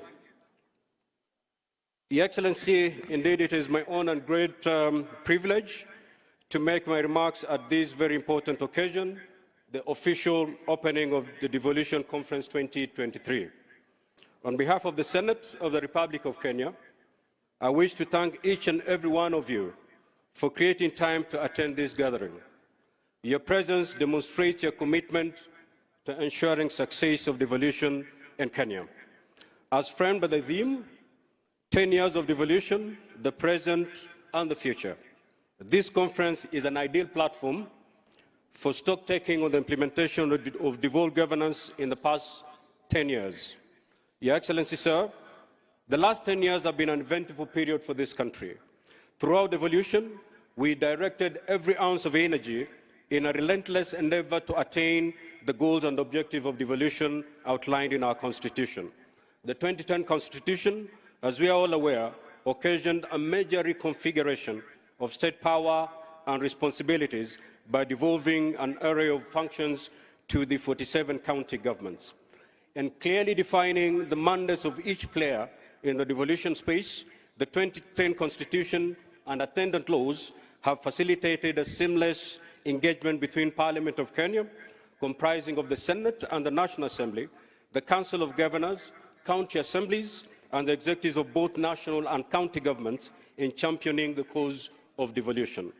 Thanks to the time, effort and resources invested by these institutions in this governance model, devolution has left clear footprints across our nation. Each of the 47 regions has an outstanding story to tell on how devolution has occasioned a positive and impactful realignment of its development priorities and address unique needs of residents. Ladies and gentlemen, it merits acknowledgement that since inception of devolution in 2013, the national government has disbursed a total of 3.3 trillion to devolved units, compared to approximately 289 billion that counties have generated since their establishments. This, by all means, demonstrates significant commitment on the part of the national government to cascade resources and development to the grassroots for the benefit of Kenyans. Allow me to commend you, Your Excellency, for walking the talk in bolstering devolution. As a Senate and Parliament at large, we appreciate the priorities accorded to bills presented to you, sir, for assent, notably the Equalization Fund Appropriation Act 2023, County Allocation of Revenue Act 2023, and the County Government's Additional Allocation Conditional Grants 2023. The stated laws have a direct bearing on county financing, and their prompt enactment and assent pave the way for release of billions of shillings to devolved units for equitable service provision and development projects. An array of other proposed new legislation, nearly 40 in number, are currently being processed by the Senate. We expect that upon their enactment, the legislation will enhance capacity of counties to tap into the enormous potential that they have in form of natural resources, renewable energy sources, and considerable dynamic and versatile workforce in order to thrive and deliver. For the last 10 years, the Senate's contribution to the success of devolution cannot be gainsaid. Through its legislative mandate, the Senate has provided the legal framework upon which devolution was anchored. The Senate remains committed to undertaking responsive, expeditious, and timely processing of legislation. Your Excellency, sir, as we celebrate these great devolution milestones, we must all appreciate the critical role played by county governments, comprising the county executives and the county assemblies. Their resilience and impactful delivery of the last 10 years stand out not only as solid and irrefutable evidence that devolution is working, but also stand tall as a beacon of hope regarding the future of devolved governance. In spite of what stood out as insurmountable odds during the humble beginnings, county governments got the devolved system off the ground and elevated to its deserved pedestal in our national psyche, sustaining our hope and giving us inspiration as a people. With benefit of hindsight, localized and practical experiences, we are now better informed of what works better in devolved units and what doesn't, and what needs to be done to triumph over these emergent challenges and maintain the positive and catalytic momentum. Hurdles such as pending bills that keep accruing at alarming rates, presently estimated at nearly 160 billion, and noted grey areas in some devolved functions will certainly be confined to the dustbins in history if we maintain this trajectory. This will then accord us the much-needed space, time and resources to shift our focus to confronting other emerging threats of our society, such as climate change, unemployment among our youth, and impacts of geopolitical upheavals and economic recession, to name but a few. Ladies and gentlemen, psychologists and human development experts teach us that at 10 years, a normal human being is expected to exhibit certain discernible traits and habits which affirm that he or she is on a normal growth trajectory. They tell us that milestones at that age reflect a marked growth of independence, especially from the parents, formation of healthy relationships, ability to resist negative peer pressure, assumption of some sense of responsibility, and capacity to make better choices, among other vital traits. In my considered view, this analogy best illustrates where we are as a country on matters devolution. After 10 years of practical implementation, all signs are clear that devolution is now ready for a completely new course in enabling and fulfilling the dreams of Kenyans. As a country, we now expect to see more assertive, accountable, transparent, and resilient devolved units that manifest some level of independence from the national government. We yearn to see counties aggressively pursue more beneficial partnerships, networks, and collaborations, adopt a keen sense of responsibility in pursuit of their goals and objectives, as well as acquire capabilities to make their operations and activities self-sustainable. To this idealism and into realism, I challenge devolved units, with the support of all other partners, to embrace new approaches and models in executing devolution. Counties should be ready to explore and adopt novel and more innovative ways of raising on-source revenue to avoid the over-reliance of the national exchequer. Counties must also be inspired to take advantage of the regional economic blocks for shared economic opportunities and growth. To deepen accountability, which is a key ingredient of good governance, county governments must be ready to come up with more stringent measures to curb corruption and ensure county resources are used for the intended purposes and for the benefit of Wananchi. It would be a big win for devolution if devolved units moved fast to seal accountability loopholes, as periodically flagged by the reports of the Office of the Auditor General and also reports by the Senate committees on PIC and PAC. Your Excellency, as I conclude my remarks, I wish to reiterate that attainment of the great goals of devolution going forward will require more than the work of a single institution. Tapping from my 10-year experience as a governor, and now in my capacity as the Speaker of the Senate, I know for a fact that it will take a collegial and partnership-oriented approach to propel devolution to the next level. I urge county governments to add impetus to the thriving partnership with the national government for enhanced capability, especially in the delivery of targets in capital-intensive areas such as housing, health, trade, investments, and agriculture. For all of us,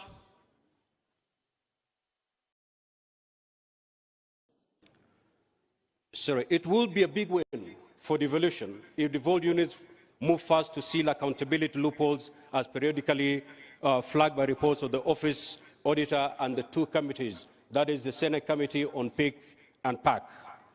For all of us partners in devolution space, time has come for us to walk the talk in adopting a friendly, united front in addressing many issues that routinely arise as we implement devolution. This is the spirit the Senate and the Council of Governors exemplified when they firmly resolved going forward at a joint inaugural high-level meeting a few months ago to work in synergy for the success of devolution. Let's harness and nurture collegiality amongst us and make the great dream of devolution work for us as a country. In the words of the American author, speaker, and pastor John Calvin Maxwell, he said, "Teamwork makes the dream work." Let us be a team as we push devolution to the next level. I thank you, and may God bless you.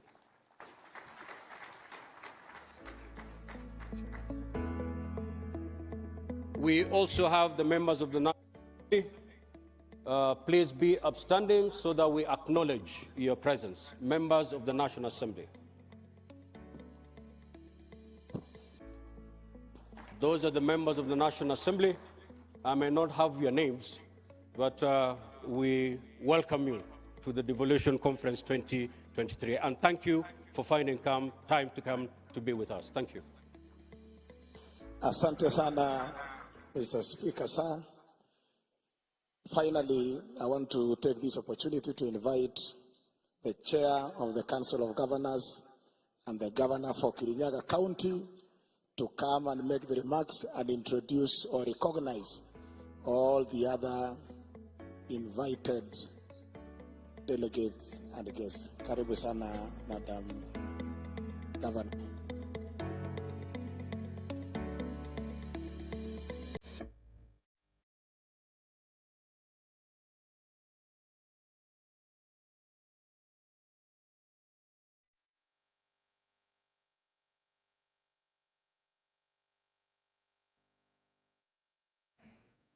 The President of the Republic of Kenya, Dr. William Samoei Ruto, borrowing from those who've gone ahead of me, Excellency Governors, allow me to say all protocols observed in the interest of time. Good afternoon. I have been requested before I speak to recognize all the other invited guests and participants who are here. So I will request that you just be upstanding for recognition, and we'll recognize them by giving them a good hand clap. We'll request all our development partners and all the staff from development organizations to kindly stand up for recognition. Kindly give them a round of applause.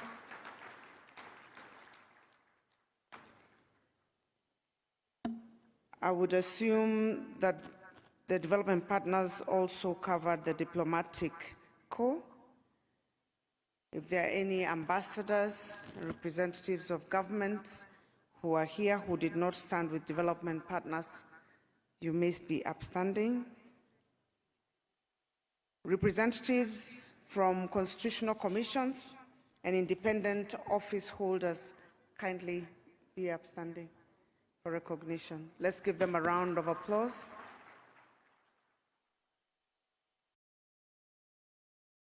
All county assembly members from all the 47 counties would like to recognize you, especially in your role that you play in devolution. Kindly, you may be upstanding. Wow. Let's give them a better round of applause. They're almost half of the room. Karibuni sana. All the speakers of county assemblies who are here, kindly be upstanding.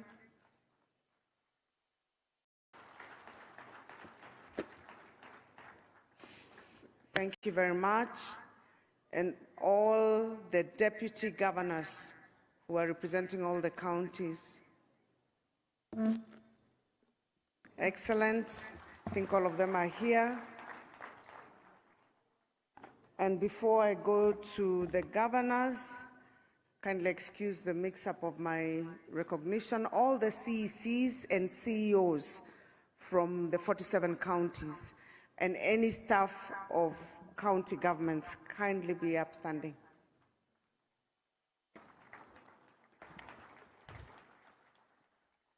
Excellent. That's a very good number. We appreciate you. And finally, I would like to recognize my colleagues who are here. We are the hosts of the conference. I will ask them to be upstanding, and I'll try as much as possible without my specs to see who's there.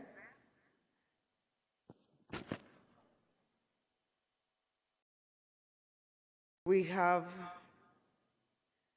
the Governor of UASIN GISHU, Governor Jonathan B. Vice Chair, Governor Ahmed Wajir,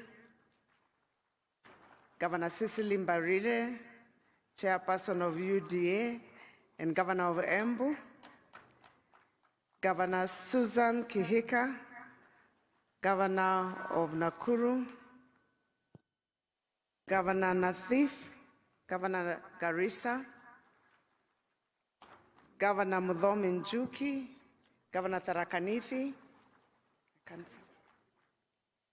Governor Kahiga, Governor Nyeri, Governor Makueni, Governor Mutula Kilonzo, Governor Mwadime Taita Taveta, Governor Ngaro Kilifi, Governor of Mombasa, Abdul Samad, Governor Machakos, Wavinya Ndeti, Governor Nyaribo, Governor Nyamira, Governor Marsabit, Governor Mohammed, Governor Gladys Wanga. It's easy to recognize the ladies because of the hair from far and the color. The gentlemen are all in the same suits. Governor Ntutu, Governor Narok, Governor Kakamega. Yesterday he was a bit indisposed. Karibu sana. Governor Badilisha, Governor Nyandarua, Governor Kachapin, West Pokot, Karibu, Governor Lamu, Governor Malombe Kitui, Governor Otuoma, Governor Achane, Kwale,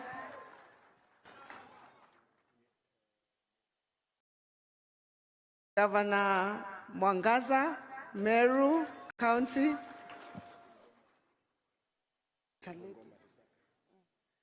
Governor Bungoma, Lusaka, Governor Mandera, Governor Khalif, Governor Baringo, Governor Cheboy,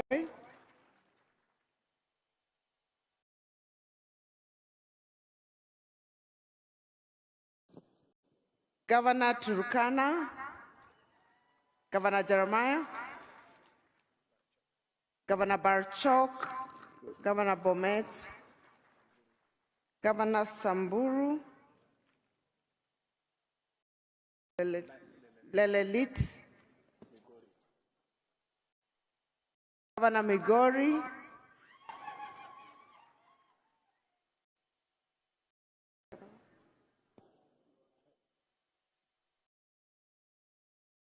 Governor Kangata, Governor Muranga, Governor Irongo, Governor Laikipia,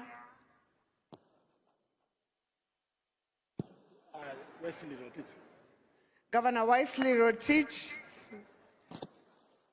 sorry about that, Governor Mtai Kericho,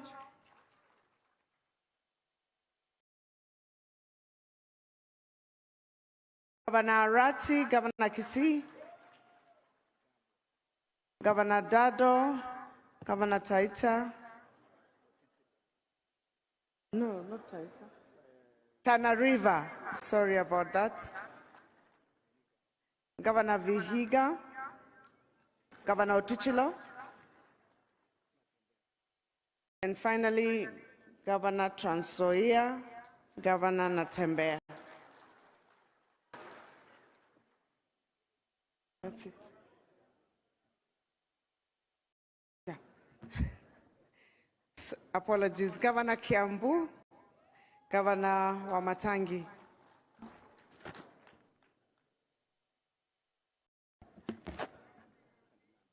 And of course, Chief Whip, Governor Nandi, Governor Stephen Sang.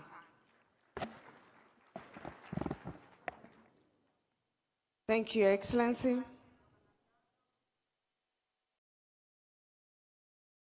Let's give Governor Nandi a hand clap for steering the session very well. Distinguished ladies and gentlemen, Your Excellency, on behalf of the Council of Governors, I take this opportunity to welcome you to the 8th Devolution Conference, which is the first biannual Devolution Conference. And before I go forward, Your Excellency, as a good student of the Bible, I have to start properly with thanksgiving.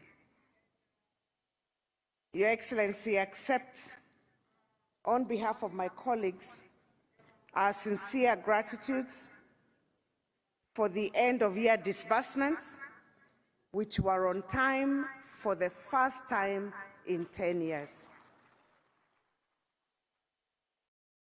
Your Excellency, also, for the first time in 10 years, we got our July disbursements for this financial year that we've started 2023-2024 on time. Thank you very much. I will tell you, many of us and many of our colleagues have told you, we were quite pleasantly surprised, and we are looking forward to that trend going forward. Your Excellency, I know we started off in a little bit of a rough footing because of the disbursements, and there was a time we, as governors, even threatened to shut down counties. Your Excellency, at the time, we had been reminded of a proverb that says, because all lizards lie on their tummies, you can never know which one has a stomachache. So if you don't shout, you'll assume all lizards are the same. So we were trying to get your attention. But thereafter, Your Excellency, you counseled us on better lessons to follow, and you asked us to come together, come and reason together, which we have since been doing with you and with your government. And we have to say that the relationship hasn't been better. Has never been better. This has been the best, I think, last couple of months working together with the national government, and we truly thank you for the partnership and support. I would have expected a hand clap for the partnership. I'm sure all of us are relieved not to be having press conferences, press statements.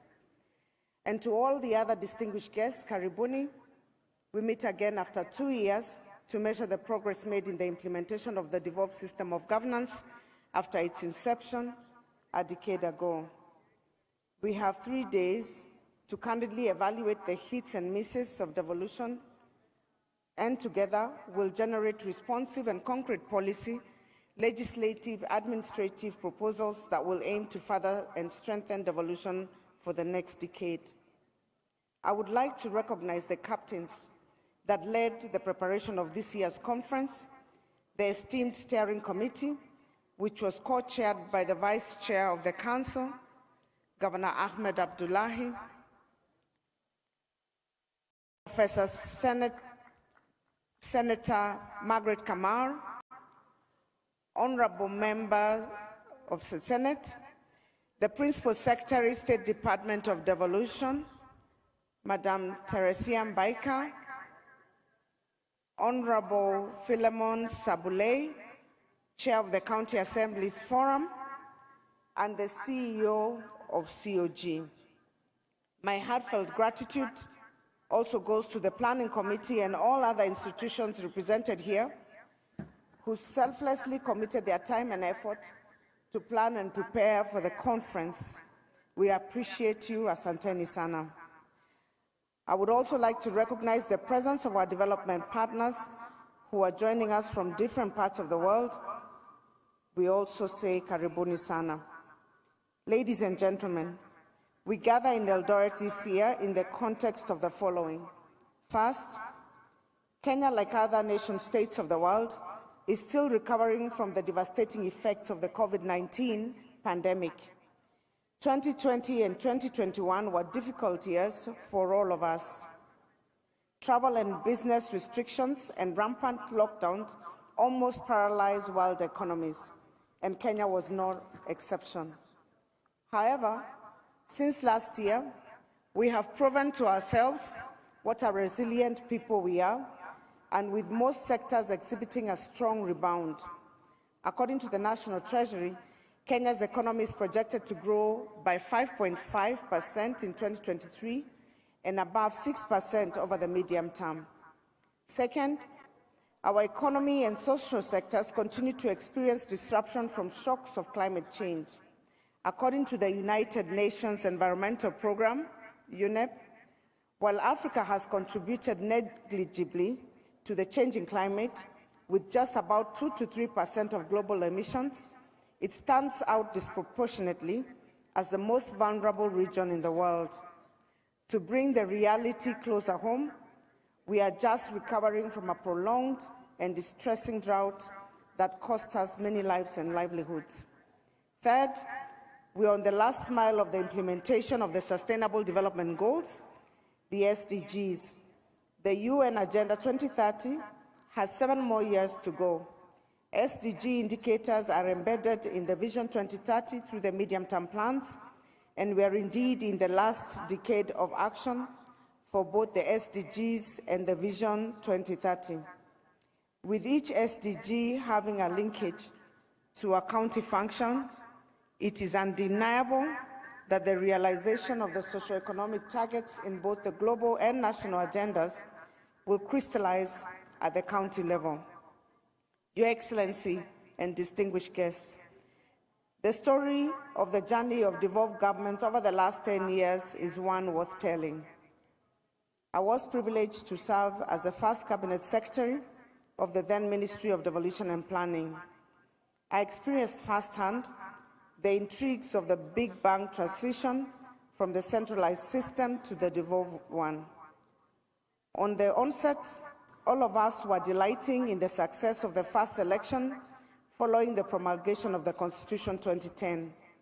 The inclusion of senatorial, gubernatorial, and members of county assembly positions opened the elective space for more opportunities to serve in the public sector. This was exciting and brought a lot of enthusiasm and joy. but it was, at the time, very short-lived. Soon thereafter, there came a conflict between the national government and the then new county government. Someone I suspect to be a learned friend must have whispered to the ears of the governors that county governments were constitutionally guaranteed at least 15% of the equitable share. Further armed with the knowledge that funds follow functions, the pioneer governors demanded for the immediate transfer of all county functions to the county governments. At the time, those of us in the national government were hesitant, owing to the fact that the county governments had not been fully established. But in hindsight, transferring critical functions to counties was a good decision, despite initial transitional challenges having been thrust into the deep end. They quickly learned to swim and stay afloat. It was unbeknown to me that a few years later, I would be on the other side, now elected as a governor, and asking for the devolution of all the remaining county functions from the national government. We have realized that this political space of ours is quite mobile and not fixed, and therefore we have agreed even with the Senate to continue working in harmony, because you don't know, those who are on this side as governors may end up as senators next time, and those who are members of parliament as governors, and vice versa. We anticipate that this current and third cycle of devolved governments now, having set the stage and the legal framework required, will be a performance stage the next 5 years. We are now focused on steering county governments towards the delivery of high outcome results for each of the 14 county functions. Your Excellency, ladies and gentlemen, speaking of performance and results, we have already realized many successes along our devolved journey. Let me mention but a few.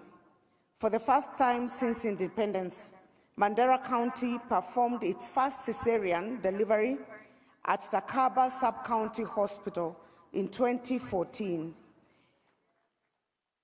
In Samburu County, maternal deaths have over the last 10 years declined by over 79% since the county government constructed housing units within the health facilities for expectant mothers to move in with their families weeks before delivery.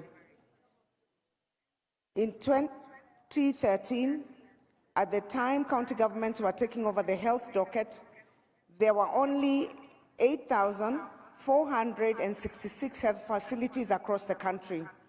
As at the time of reading the State of Devolution Address in 2022, there were 13,722 health facilities in the counties, almost double. Many counties have improved their community health outreach, improved human resource allocation and skills, as well as improved their medical facilities to level 5, such as in Kakamega and Kirinyaga, and upgrades to level 4, such as in Wajir. In the last decade, we have seen county health facilities offer specialized services such as dialysis, thereby reducing the burden on national referral hospitals. Regular training of community health workers and providing them with digital tools has enabled counties like Kisumu to save many lives through timely interventions such as the detection and management of COVID-19 cases, support to expectant mothers, and smooth transfer of those in need of specialized medical attention to hospital. We have witnessed significant county investment in the agriculture sector since 2013. County governments are now allocating an average of 7.3% of their budgets to agriculture. The initiation of the 1 cow per household program in the financial year 2013-2014 by Kakamega County has translated into the following. In 2015, the dairy population in Kakamega County was 147,820, producing 131.7 million liters of milk annually. In 2022, the dairy herd has increased to 170,000 heads of cattle, resulting in a 30% increase in milk production in that county.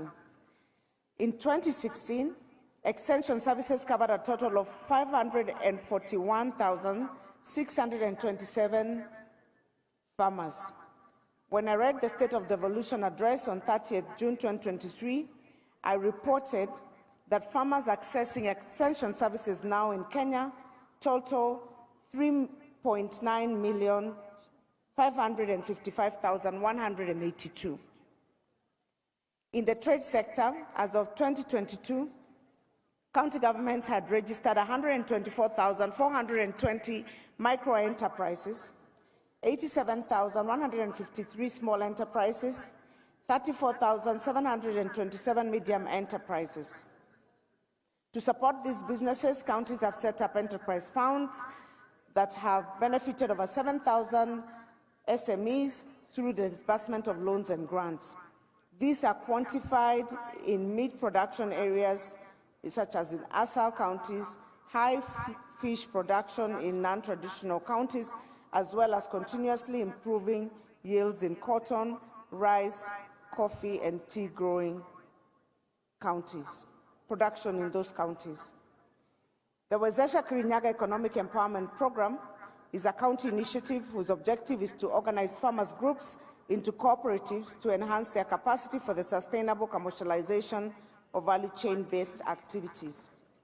By incorporating digitization and related technologies and aggregation centers, new income streams have resulted through chicken rearing, egg production, aquaculture, and fingerling production, dairy farming, and enhanced milk production, improved tomato farming through certified seedlings, amongst other value chains.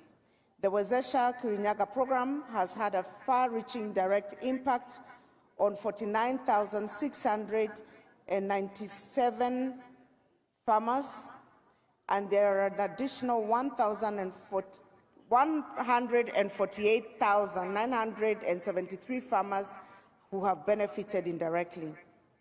The innovative Chuka market, which has a creation in Tharaka Nithi County, has provided emotional security for parents and enables traders with young children to better focus on their trading activities.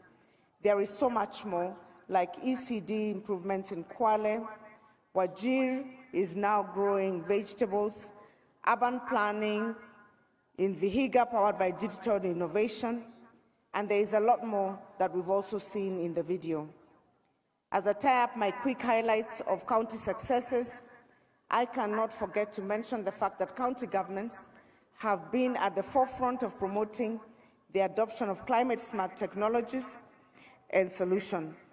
The county government of Kilifi is leading efforts to conserve the environment by encouraging residents to reduce charcoal use and turn to briquettes as a clean source of energy.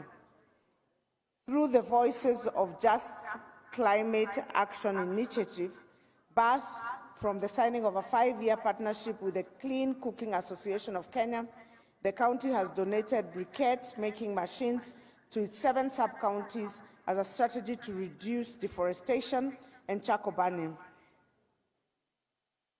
There are over 200 stories relating to best practices and innovations on the service delivery that have emerged from counties in the last decade. I cannot mention all of them today, but I invite you to visit our Marifa Center to witness the remarkable transformation documented in the devolved sector. Let me make a clarion call to all devolution champions. Devolved governments have faced and continue to face a myriad of challenges: shortage of funds, misalignment of policies, laws and administrative actions, slow implementation of intergovernmental decisions, sometimes ineffective management of human capital, slow implementation of intergovernmental decisions, among numerous other factors. These setbacks collectively undermine the powers and functions of county governments. Having seen what devolved governments have achieved and realizing their potential to do much more, even faster, allow me to make a clarion call to all devolution champions. Let us be driven to grow our nation Let us endeavor to match the aspirations of our people. Let us commit to deliver timely services to our citizenry, and let us wholeheartedly commit to placing Kenyans first, as in Kenya Kwanza. Very often, in the discourse around devolution, county governments, and development, county assemblies are often disregarded and sometimes overlooked. Allow me, Your Excellency, to take this moment to raise an issue on behalf of the county assemblies.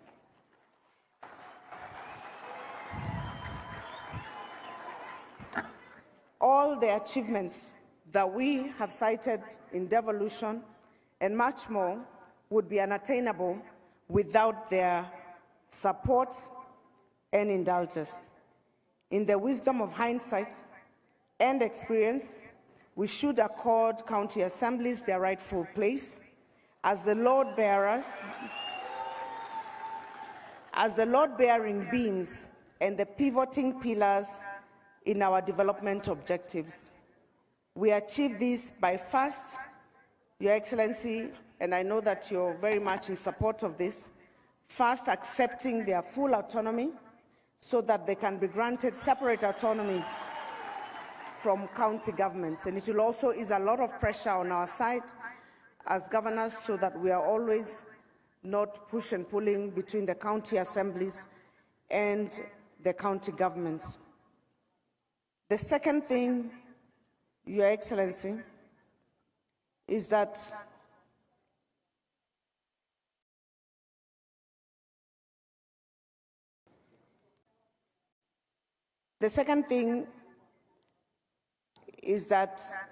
as your government strives to excel from the bottom up, county assemblies are in fact the footprint of government for Mwananchi. Their community obligations, Your Excellency, as you well know, may not be sufficiently captured in their job descriptions. Yet their remunerations has been reduced over the year.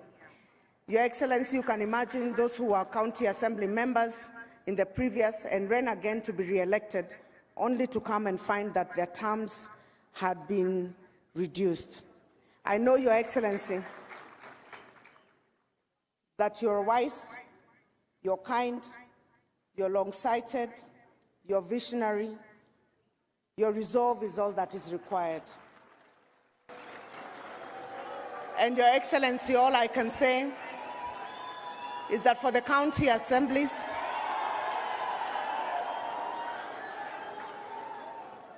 Your Excellency, the Senate already provided a ceiling for the county assemblies, so it does not alter the budget at all. It's actually within the budget that has already been provided. All that they are restricted in consideration of their welfare is the restriction by the SRC, and we would like to request that, Your Excellency, this being your foot soldiers and those that hold both the government and programs at the ground, at the bottom of the pyramid, that Your Excellency, you will consider that request. Your Excellency, we focus the next 5 years on performance in key areas that will definitely transform our country. We are partnering with the national government in all the key agendas of your government. And Your Excellency, as a council, we want to commit to work together with your government to ensure that we achieve the expectations of the Kenyan people. As I conclude, let me take this opportunity to convey immense gratitude to our partners who have supported this conference, the United States government, especially the platinum partners, Safaricom PLC, Kenya Commercial Bank, AMREF, and all our other partners. Thank you for your magnanimous contributions to this conference. Your Excellency, you are beyond a platinum partner for us in this conference. The national government supported way above our expectations through the Office of the Deputy President, and we thank you very much. Distinguished guests, I wish you all fruitful discussions in the coming days of the conference.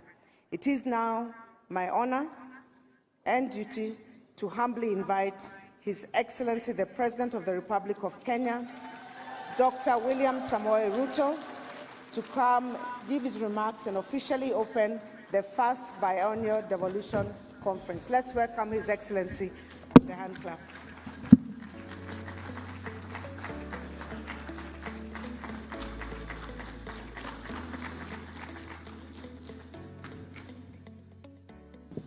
Asante sana, Madam Chair.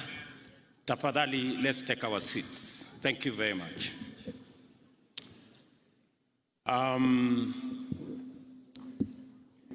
Your Excellencies, Governors, CSS present, Deputy Governors, PSS, Your Excellencies, Ambassadors and High Commissioners, our development partners, Speakers of the National Assembly and the Senate, Speakers of County Assemblies, members of the Senate, members of National Assembly, members of county assemblies, staff of our national and county governments, ladies and gentlemen, good afternoon. Hamjambo. Let me take this opportunity to welcome all of you to my hometown.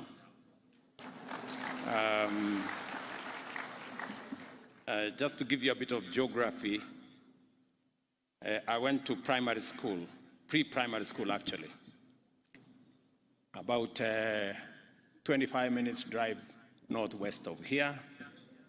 And I went to secondary school maybe 2 minutes drive from here to the school I went to there. And so while I am here, I am a village boy. So welcome, and I'm truly, truly grateful that the first Devolution Conference you have granted my home county and my hometown the honor to host. I am delighted to be with you today as we commemorate the 10th anniversary of the most transformative achievement of the radically progressive constitution that the people of Kenya gave to themselves 13 years ago this month.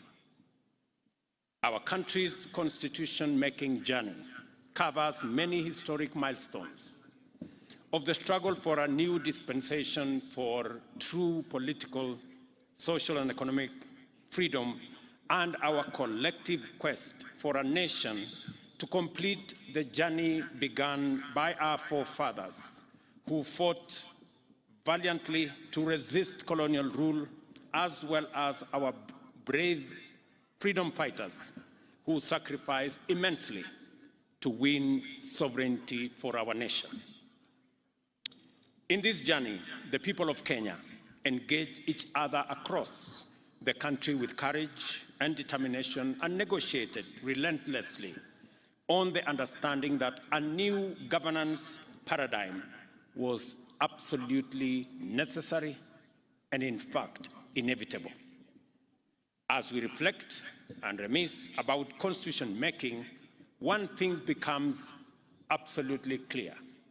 In all the bargainings, horse trading, deal making, and consensus building that went into the various processes which contributed to the development of the drafts that formed the basis of the ultimate document, the citizens of Kenya were emphatic, persistent, and unequivocal about one thing: that decentralization, sharing, and devolution of power and resources was both overdue and, in fact, it was non-negotiable. And that was agreed across the country. As the Latin proverb goes, the voice of the people is the voice of God. Based on this unambiguous imperative from the people, leaders exercised very limited authority to debate and negotiate the modalities of instituting effective devolution that would actualize the people's and most cherished aspiration of devolution. In other words, the question was never whether devolution would happen, but only in what form. The drive to devolve stemmed from the bitter experience of extractive colonial institutions, which invested heavily in the White Highlands and brutally neglected elsewhere. This practice found expression in the National Economic Planning and Development Policy promulgated shortly after independence, which formalized inequalities and marginalization and led to the emergence of zero-sum politics and gross inequality in the allocation of public resources that informed our early years of our nationhood. This resulted in underdevelopment and economic stagnation, weakening of nationhood through strained bonds of cohesion and common endeavor, and a torn social fabric. Kenyans knew what the problem was, and as well, they knew what was the cause. This is the reason for the unanimous insistence on decentralization and sharing across the country. I therefore recall engaging with my parliamentary colleagues over a protracted period about how many levels of decentralization there would be and how many territorial or geographical units of devolved governance we would need. Some people went for 4 levels of governance, while others preferred only 2. An ambitious middle ground proposed 3 levels. Similarly, reluctant devolutionists campaigned for 8 units to coincide with the administrative provinces, whereas others wanted 14 regions, yet others demanded numbers varying from 24 to 56. I happen to have been part of this history, and I am very privileged that I participated in this conversation. And I'm very happy that today we are celebrating 10 years of devolution. What was no longer subject of controversy or subject of canvassing was the principle and object of devolution. The people had been clear, and on 27 August 2010, Kenyans ratified a constitution which embedded devolution into the very definition of our republic under Article 6 that describes the territory of Kenya, not only in terms of its boundaries, but also according to our counties. In Article 10, the Constitution also highlights sharing and devolution of power, democracy, and participation of the people, as well as equity, social justice, inclusiveness, non-discrimination, and the protection of the marginalized as national values and principles of governance, with preemptory implications for the exercise of constitutional authority by any person at any place at any time. Counties are therefore intrinsic to the Constitution and proper definition of the Republic of Kenya. They exist to serve as platforms of actualization of the sovereignty of the people in several fundamental ways. They make state power more democratic and accountable and promote unity through diversity by arbitrating between competing political impulses towards disintegration on one end and over-centralization on the other.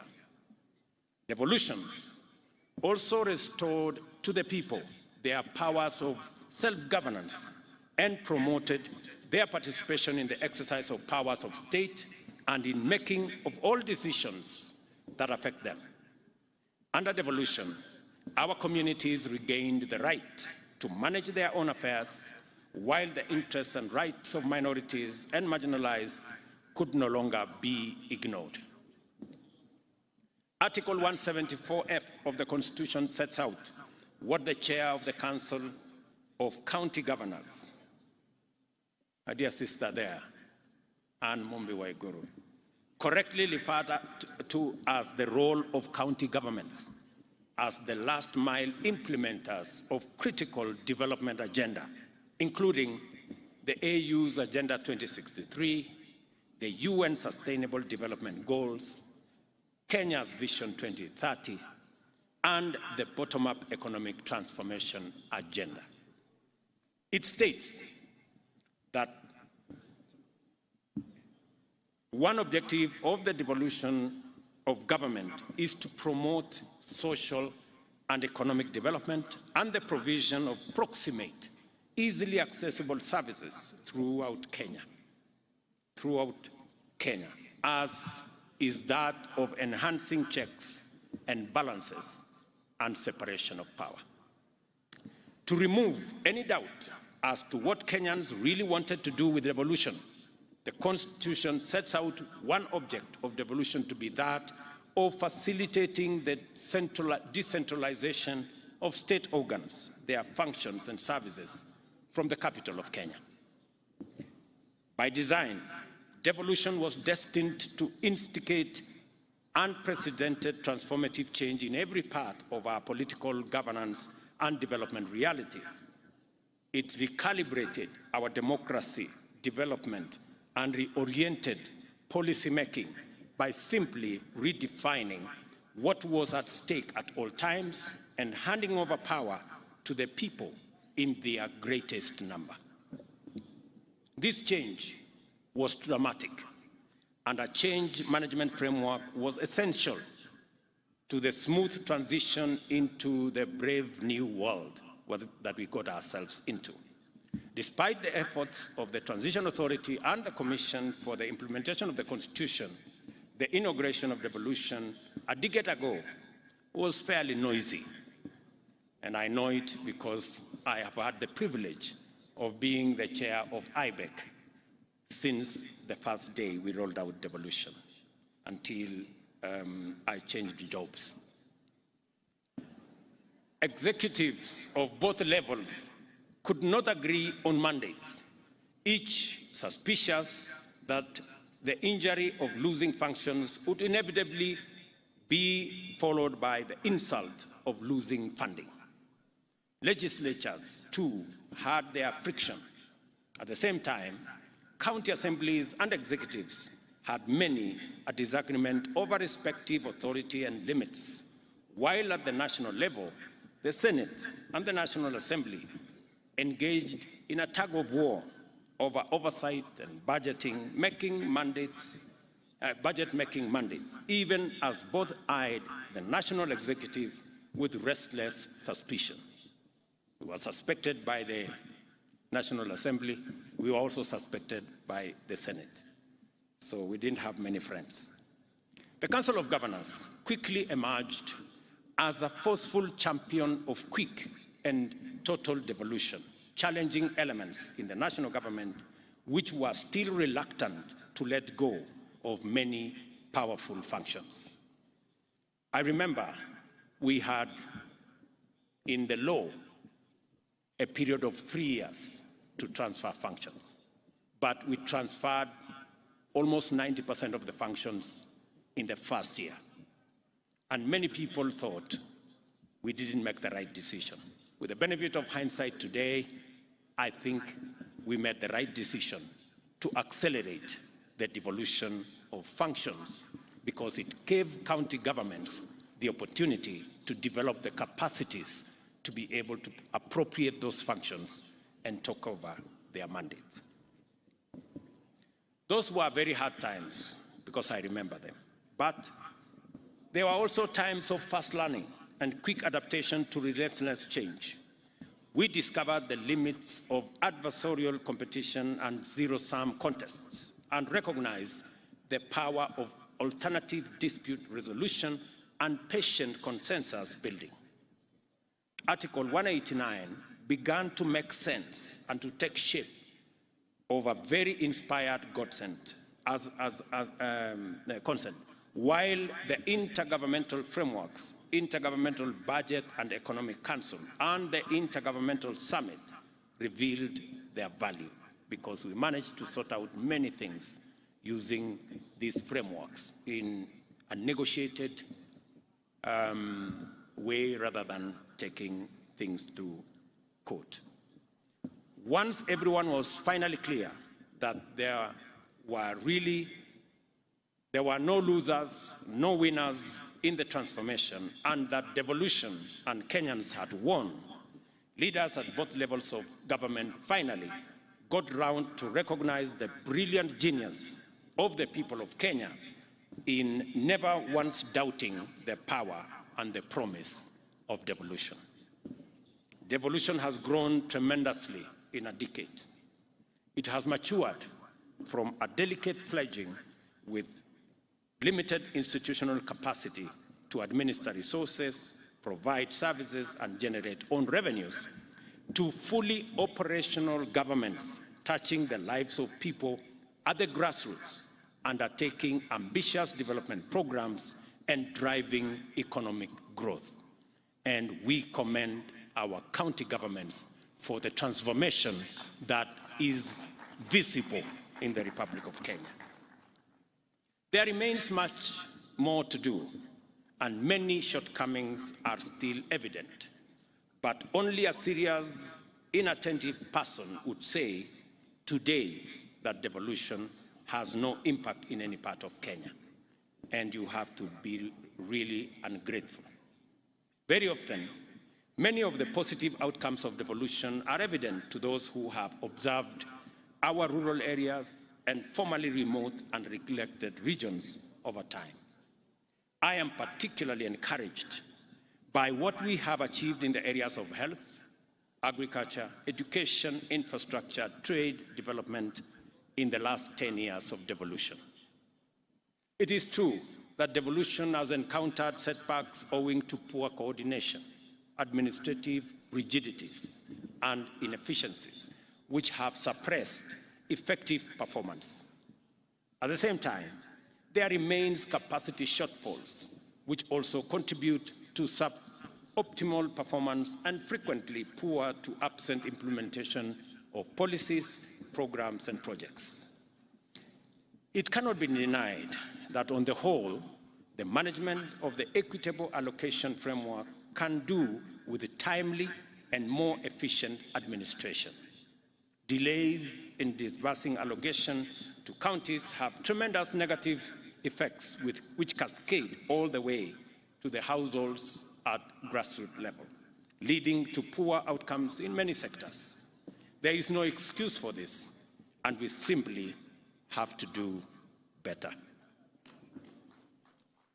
As has been said here evidently, and as I made a commitment, there are three fundamental issues that inform this particular assertion.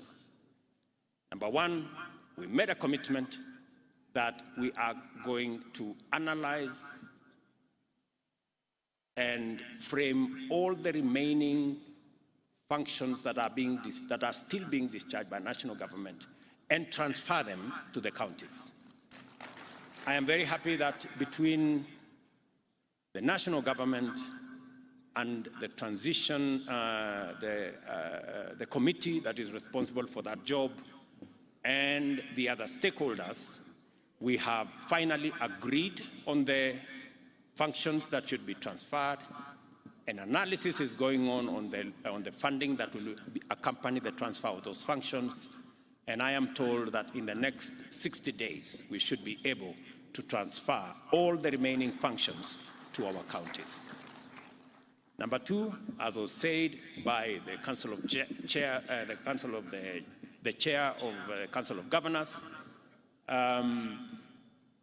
being a strong believer in devolution and having made a commitment that we will do what is possible to make sure that we try to the extent possible to keep to the timelines of disbursing money that is due to counties. Two things have happened. Unlike last financial year, where we crossed the year with about 30 billion due to counties. This year, I did make sure that every cent that was meant for counties was paid before we closed the books for last year. And again, we have paid the July allocation on time. I intend, to the extent possible, to keep to this schedule so that counties can manage their issues, deliver on their mandate, serve the people at the grassroots, roll out their programs, implement their projects in a timely manner and in a way that benefits people at the grassroots. It is for the reason that I have managed to do that with my administration. We also gave a commitment to support the bottom-up economic transformation agenda by promoting stronger performance at grassroots through collaboration with county governments and enhancing the equitable allocation of the county governments from 370 billion in the 2022-2023 financial year to 385.4 billion in 2023-2024 financial year. The Equalization Fund was also allocated 8.3 billion, an increase of 1.2 billion in the same period. We made a firm commitment to the people of Kenya to strengthen devolution by implementing specific interventions. First, we undertook to transfer all the functions, as I have said. Second, we pledged to implement a framework that ensures national agencies carry out devolved or shared mandates, operate a funding followed functions principle with respect to devolved functions, which I have said we will roll out in the next 2 months. Additionally, we promise to support county governments in improving their capacity to generate their own income and reduce over-reliance of transfers from the national government. I will speak to that later. Further, we vowed to ensure that shareable revenue is transferred to counties in a timely and predictable manner and in accordance with the law. Finally, we undertook to transfer funds owed to beneficiary counties under the Mining 2016 and the Petroleum 2019 Acts, and to collaborate with counties to increase the capacity of such counties to benefit from extractive resources. Money that I have instructed to be disbursed this year. We recognize that the bottom-up economic transformation agenda will achieve its highest potential and lift up the highest number of people if we focus thoroughly on collaboration with county governments in order to empower them as the stewards of development at the grassroots, or at the bottom, as it were. I recognize the merit in demands for increased allocation of shareable revenue to counties. I also realize that even if devolution is, by law, a two-tier affair, it should, in practice, reach the lowest and smallest possible unit of political organization. Under the principle of subsidiarity, the ward must in time become a central driver of bottom-up economic transformation. I am also in support of taking devolution to its fullest extent. I thank the Council of Governors for the well-organized format of this conference, and I know the Chair has mentioned 2 other things, apart from what I have mentioned, the issue of making county assemblies truly independent and financially so. I think that is an aspiration, and that is a concept that I share, and we will work with the necessary stakeholders and institutions to make sure that the Senate provides the framework for the independence of our county assemblies so that they can have their independent votes. I know a matter has been also raised about salaries and allowances. That is a very difficult one, I must admit, because the balance is between increasing the salaries of those of us who have jobs or creating opportunities for the 4 or 5 million who do not have a job. That is the conversation we must have. So it is quite a balance, you agree. So hapo iko kizungumkuti kidogo na tutaongea. What I want to promise you is that we are going to work with all the institutions, because I have requested SRC to give us a proper advisory on the matters of salaries and wages. It is a subject that, as a country, we must confront. We must know that from the president to the assistant at the office, we all work for the people of Kenya. We live in the same country. We take our kids to school. We provide for their upkeep, provide for their food. We pay the hospital bills, all of us. And therefore, pay must reflect the fact that we all serve the same people. And we have come to discover, for example, that there are people who have awarded themselves salaries. People in some parastatals, people in some other institutions who earn more than the president. And you ask yourself, what is this job this fellow is doing? That is so, so there is a conversation we are going to have. So I want to tell my county members of county assembly, that is a conversation we are going to have, and you are going to be treated the same way members of parliament who are serving in the legislature will be treated. I further commend the organizers of this meeting for clarity of purpose with which they developed the headlines and the themes therein. It is time for us as a country to shift the gear into implementing devolution over the next decade. The authors and beneficiaries of devolution, who are also our sovereign employers, demand and deserve the highest possible value for their resources, which must be delivered without fail. It is therefore time to take measures to enhance efficiency and effectiveness and ensure that, with respect to every policy, program, and project, the highest standards are achieved consistently. Inevitably, this requires us to finally usher in the performance management for high quality and sustainable service delivery in our counties. We know from experience that a robust performance management framework has enabled us implement the Vision 2030 and achieve other ambitious targets with greater efficiency.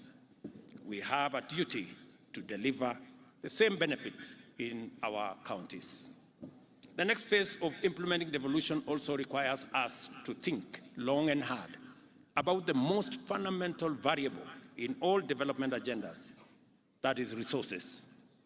Overdependence on allocations is beginning to unfairly constrict the frontiers of productive possibilities for the devolved units and severely limit their horizons of transformation.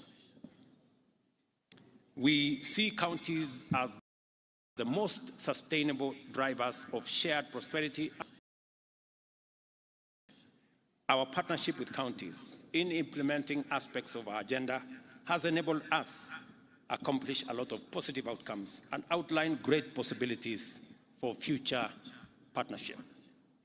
The micro and small and medium enterprise sector, jua kali and other informal hustles, agriculture, livestock, fisheries, beekeeping and other economic activities can be transformed by increased support from county governments into sustainable pathways to higher earnings, wealth creation, and poverty reduction.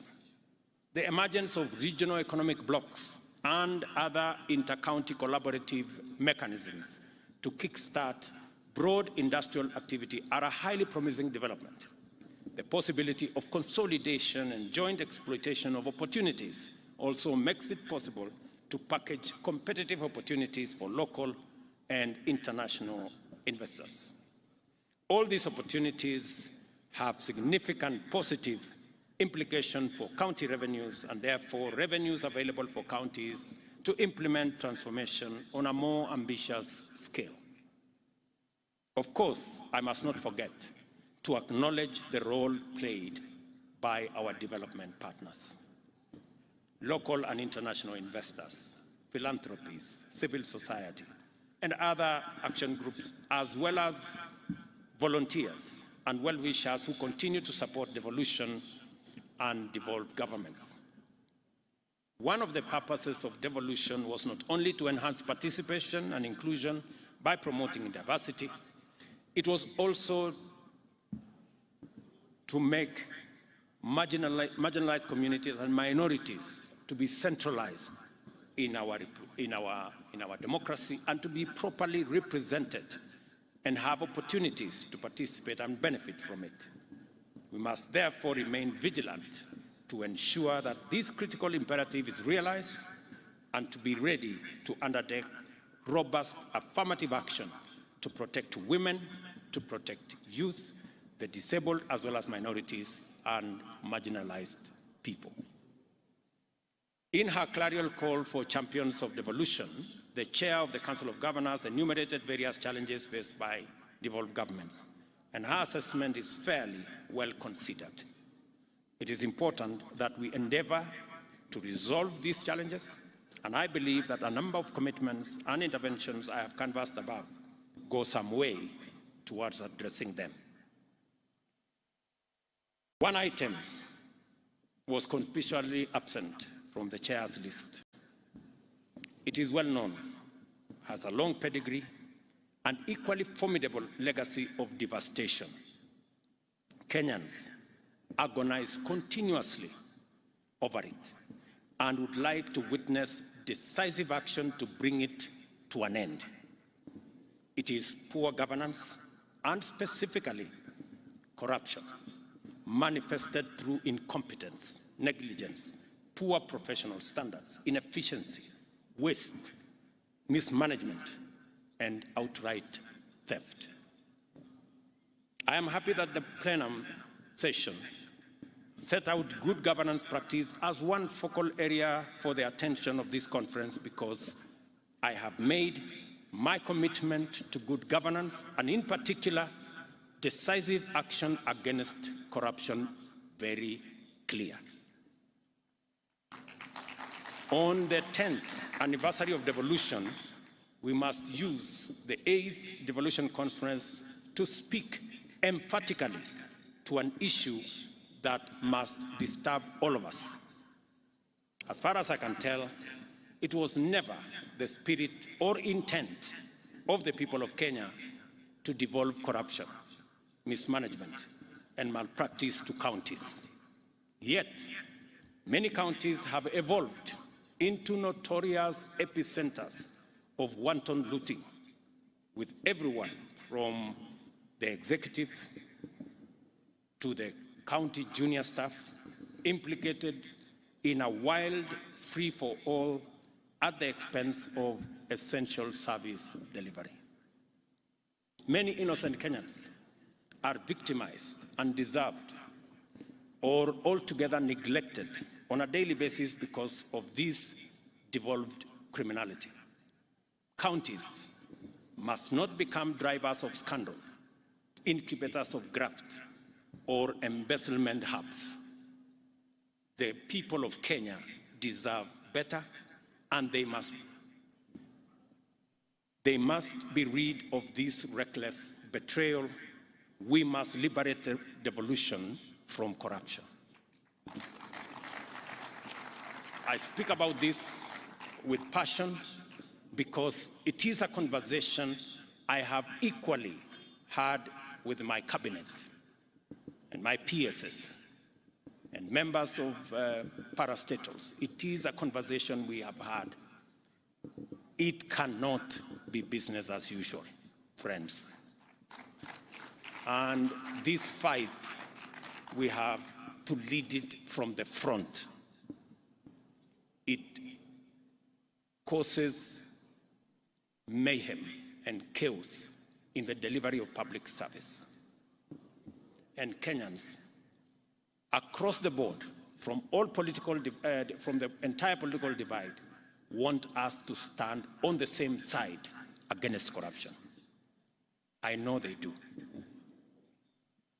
For this reason, we shall treat corruption at all levels of government as a high priority law enforcement issue requiring expeditious and decisive response. Regardless of position, office or status, any person implicated in the loss of public funds, whether in the national or devolved government, must encounter the punitive consequences of their action in full. I expect the agencies concerned to move with speed and attend to the many cases of corruption that are festering in many counties, including UASIN GISHU County. I wish to submit to this conference that we have a proven hack, a smart solution to kill the two birds of poor governance and efficient delivery of service with one stone. That hack is digitization and automation. I therefore encourage you, my friends, the good people who run our county governments, to embark on the journey of integrating digital solutions and ICT to service delivery and project implementation in your counties.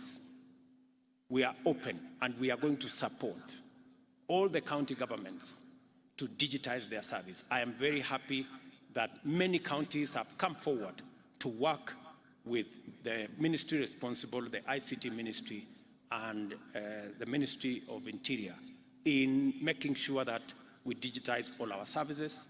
I have also instructed the departments responsible to work with counties if you need support in matters of raising revenue, digitizing the revenue space.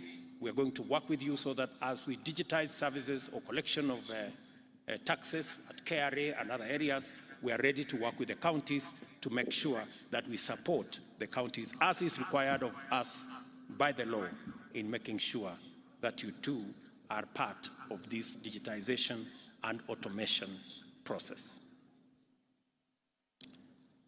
Let me make a summary, let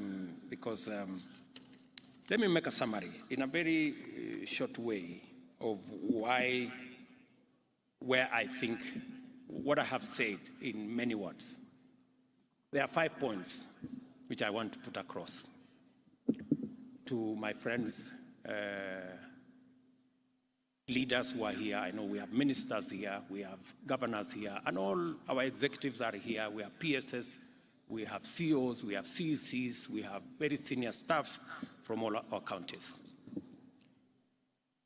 It is said that you cannot do the same thing in the same way over and over and expect different results.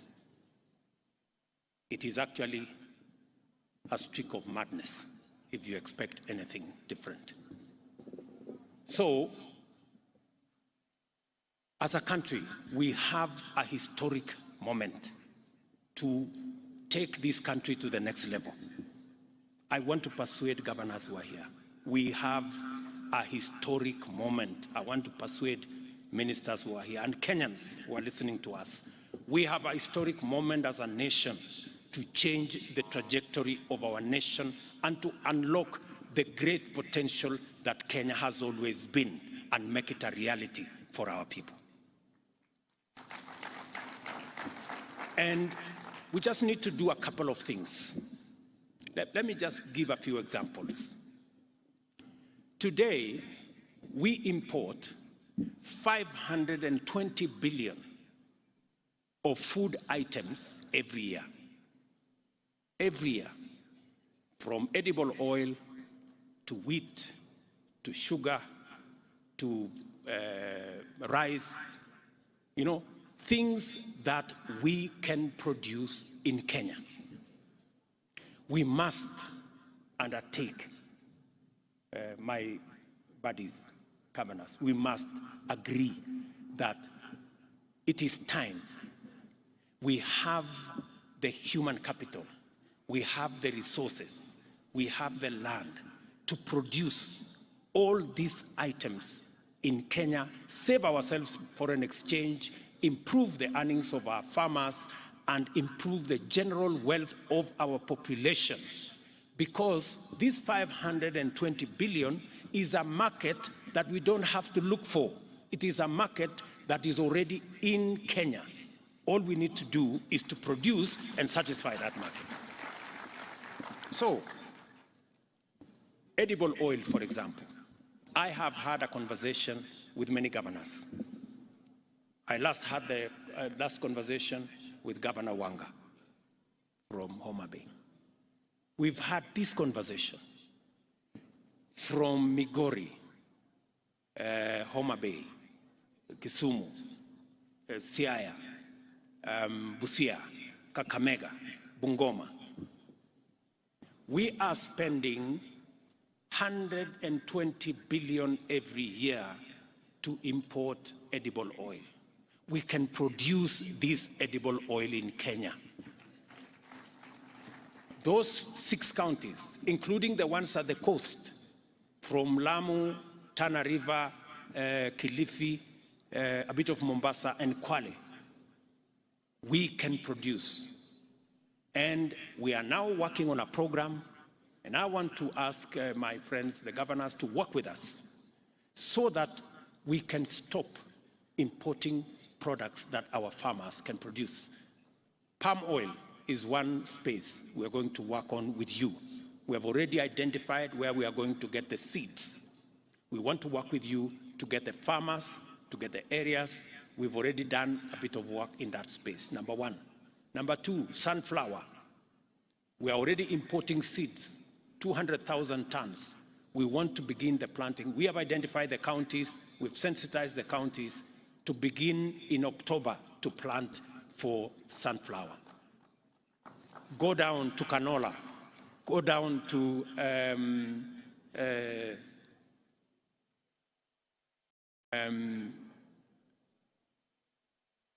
sesame in Busia. Go down to, what is that other? Groundnuts and the rest of them. We have all that space to produce edible oil in Kenya. I want to encourage the counties who are here to work with us collaboratively. We are going to unlock a huge potential. Rice is one such. We have 120,000 acres in Tana River. We have an extra 20,000 acres in Kirinyaga. We have almost 20,000 acres in Busia. We have another 20,000 acres in Ahero. We have almost 30,000 acres in Kucha. I think that must be in Migori. With 200,000 acres, we can produce 800,000 tons of all the rice that we today pay 70 billion shillings every year to import.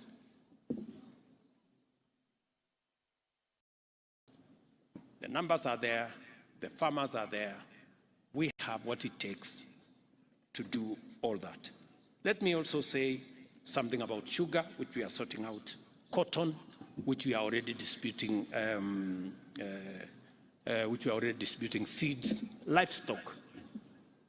We have 650 milk coolers that shortly we will be distributing to counties to support our dairy, make sure that dairy and milk is of the quality that gives us more money. The whole space about leather and meat and what we are doing in that space. Good people, we must stop importing these 520 billion shillings every year that our farmers can produce in Kenya, and we need to work together to make sure that that's not what happens. Number two, we need to agree on being deliberate and intentional about creating opportunities for our young people to find jobs and work. You heard my elder sister Meg, what she said here. By the way, many people may have been wondering whether she was talking about Kenya or another country. For your information, she was talking about Kenya. Yeah? And we have managed, you've seen the list of investments that have been done in the last 12 months. And it is because we made a conscious decision to change some of our policies. When I made a commitment, when I went to the American Chamber, when I made a commitment that we are going to change our laws, we are going to change our policies to make sure that Kenya becomes investment friendly. Many people did not realize where we were going. Today, of all the 9 or 10 issues Meg put here, we have implemented 80, maybe 85%.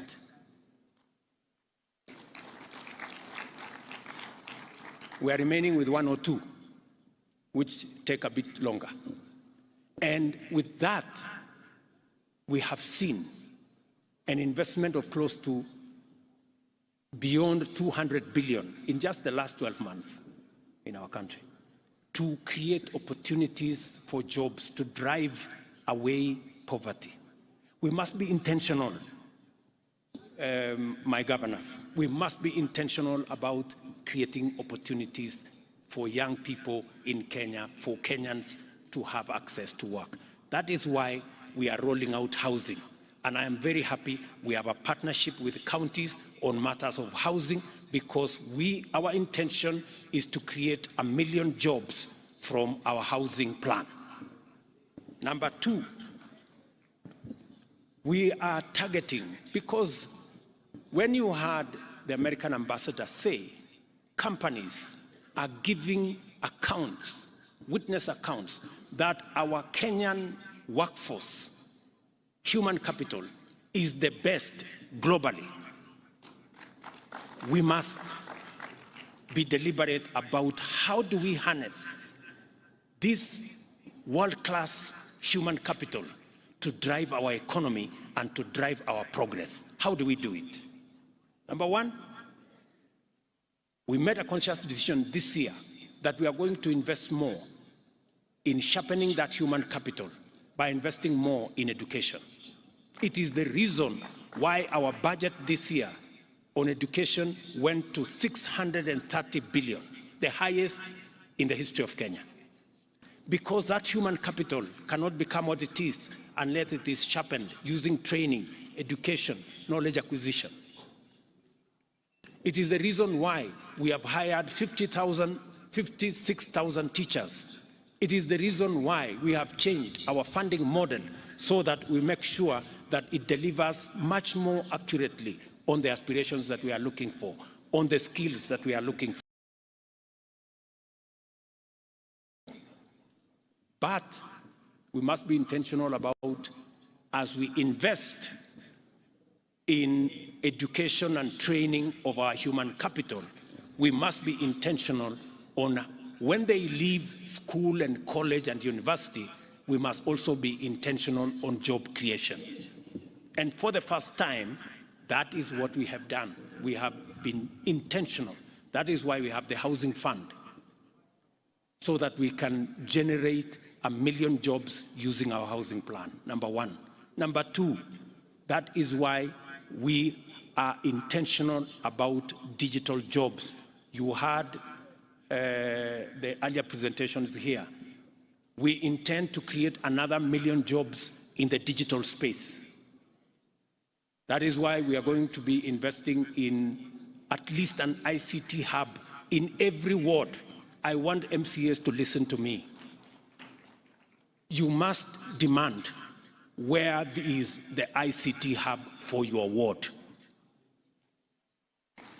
We are working with the members of parliament. We are working with the ministry so that we can have 500, 1,000 young people around our ICT hubs for digital jobs. We have huge opportunities for digital jobs. Number three, and before I go to number three, I have also asked our friends, the county governors, that we also want to tap into the vocational training centers under the county governments. We want the vocational training centers to be also hubs of ICT. We would want to invest in at least an ICT hub in every vocational training center so that, again, we can train more, we can use technology so that this world-class human capital we have can work for the globe. Number three, we are working on making sure that this world-class labor we can export. And I want to thank many countries that have given us opportunity to export our labor. I have given very clear directions to my dear sister Florence. She knows what she must do for us to at least get 1 million exports of labor from Kenya, 1 million jobs.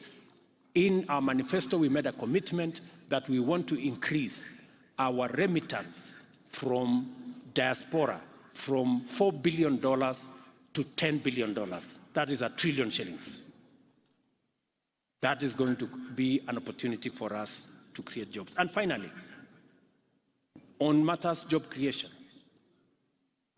we have advertised, I think, the first 14 county aggregation and industrial parks. We have already gazetted, I think, 5 special economic zones. It is one of the conversations we had with the American Chamber of Commerce. You just heard the opportunities. The American market alone is expecting more apparels from Kenya. That is why we are establishing a special economic zone in Busia, in ELDORET here, in Naivasha, in Dongokundu, in Sagana, in Del Monte, down there, and we are looking for additional land so that we can increase the scope of our exports into the globe. We have huge markets waiting for our products out there. Those are areas of job creation. You just heard that with the little intervention we made, there is a new investment in Athi River that will create 20,000 jobs. These are opportunities, and I really want to have a conversation with our county governments so that they too can take up and pick up these opportunities and drive them. I wanted to say this. We must be intentional, we must be deliberate about creating opportunities for Kenyans to work so that we can improve their incomes and we can drive our progress. Number three, partnership. My friends, governors, I'm really asking you to work with the national government. In this national administration, you have a partner and a friend. We have no intention whatsoever to take over any county function. We have no intention, and I want to say on this platform, all we want is to support the county governments for them to achieve their mandate, and we will support you to the extent that you want us to support you. Yeah? Because we do not want to take over any function. We want to help, because the success of every county is the success of Kenya. Because we do not have citizens that belong to the national government. We have only one citizen. Those who elected you are the same who elected the national government. Si ndio wangwana? So hapo ndio mimi niko. So issues like UHC, we want to work with you. Community health promoters, we have already agreed on a formula. We will co-fund the 100,000 community health promoters. We are going to equip them as national government. We are going to work together to make sure that delivery of health products, health services is efficient and reaches the last mile, and counties are best placed to do that. We need to work together on markets. As you have seen, markets is run by counties. But as you also know, in my campaign, Mama Mboga was front and center of my campaign. I simply cannot walk away from them. So I have to build these markets. And we intend to build 400 markets across Kenya, maybe 500. We're going to spend about 20 billion in building the markets. The markets will be handed over to the counties. You guys will run the markets the way you want. You will decide who is in those markets. You will discuss with us. And I'm looking for a partnership with you so that if you want to improve on the design, I am ready. If you want to improve some of the funding, I am ready. If you want us to change from here to there, sawa. Lakini soko tujenge, because I saw in the presentation here, the women are saying walikuwa wanalimwa na jua. So nitawasaidia kupanga kuweka shade everywhere na kupanga hiyo kuweka mahali iko stima, mahali iko nini. Let's work together. Let's also work together on matters to do with county aggregation and industrial parks. I must congratulate counties. We have a fantastic working relationship on county aggregation and industrial parks. They will be managed by counties. We will co-fund, and they will run with it in terms of agro-processing, value addition, manufacturing around that space. We need to work together on distribution of fertilizer. I must commend many counties who have worked with us in providing the last mile delivery. As you are aware, we believe that counties have the capacity, working with the national government, to be able to deliver to the last mile. Let us work together on matters mitigating climate change. I'm very happy that today you overshot your target of planting 2 million trees. I am told by the chair you planted 7 million trees. Tuwapigie makofi counties jameni. They've done a wonderful job. That's the space. Work together on manufacturing. Work together on mobilization of revenue. You know, even as the national government works hard to keep up to the schedule on paying on time for the shareable revenue, I want to encourage counties to also look at ways of own source of revenue. We are going to assist you so that you can meet your targets and we can do more around own source of revenue. All I am saying is partnership. Let us work together. Finally, we also need to work together in mobilizing resources. As you are aware, we have made the conscious decision that we are not going to run our development, the affairs of our country, by borrowing debt left, right, and center. We are going to raise local resources. We need to work together to build local resources, to raise local revenue. We're going to work hard as national government. We are professionalizing KRA to raise more money. We are digitizing so that we can eliminate areas of pilferage. We are increasing, as I made a commitment to this country, that we are going to be a country that is focused on saving. For a very long time, we ignored the saving component. That is why, as a percentage of GDP, we are among the lowest globally. We are at less than 10%. Other countries are all the way to 50%. So we're going to do more with our NSSF. We are going to do more with savings so that we can save and be able to fund our own development using our savings. I want to encourage counties to work with us in that space. Let me finally, after saying that on source of revenue and doing everything that we are going to do, the fifth thing I want us to talk about, finally, to agree on, is on the subject I already mentioned of corruption. Good people, it is not going to be business as usual. I want to say this with clarity. It is not going to be business as usual.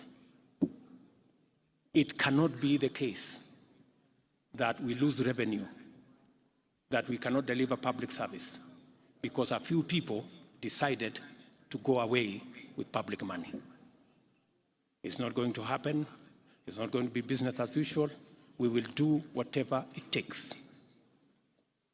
Whoever it is, whatever office you occupy, whatever friends you have, it will not be business as usual. I want to say that with clarity because I know in here we have very senior officials of both county and national government, so that when whatever happens, happens, let nobody say, I wasn't given notice.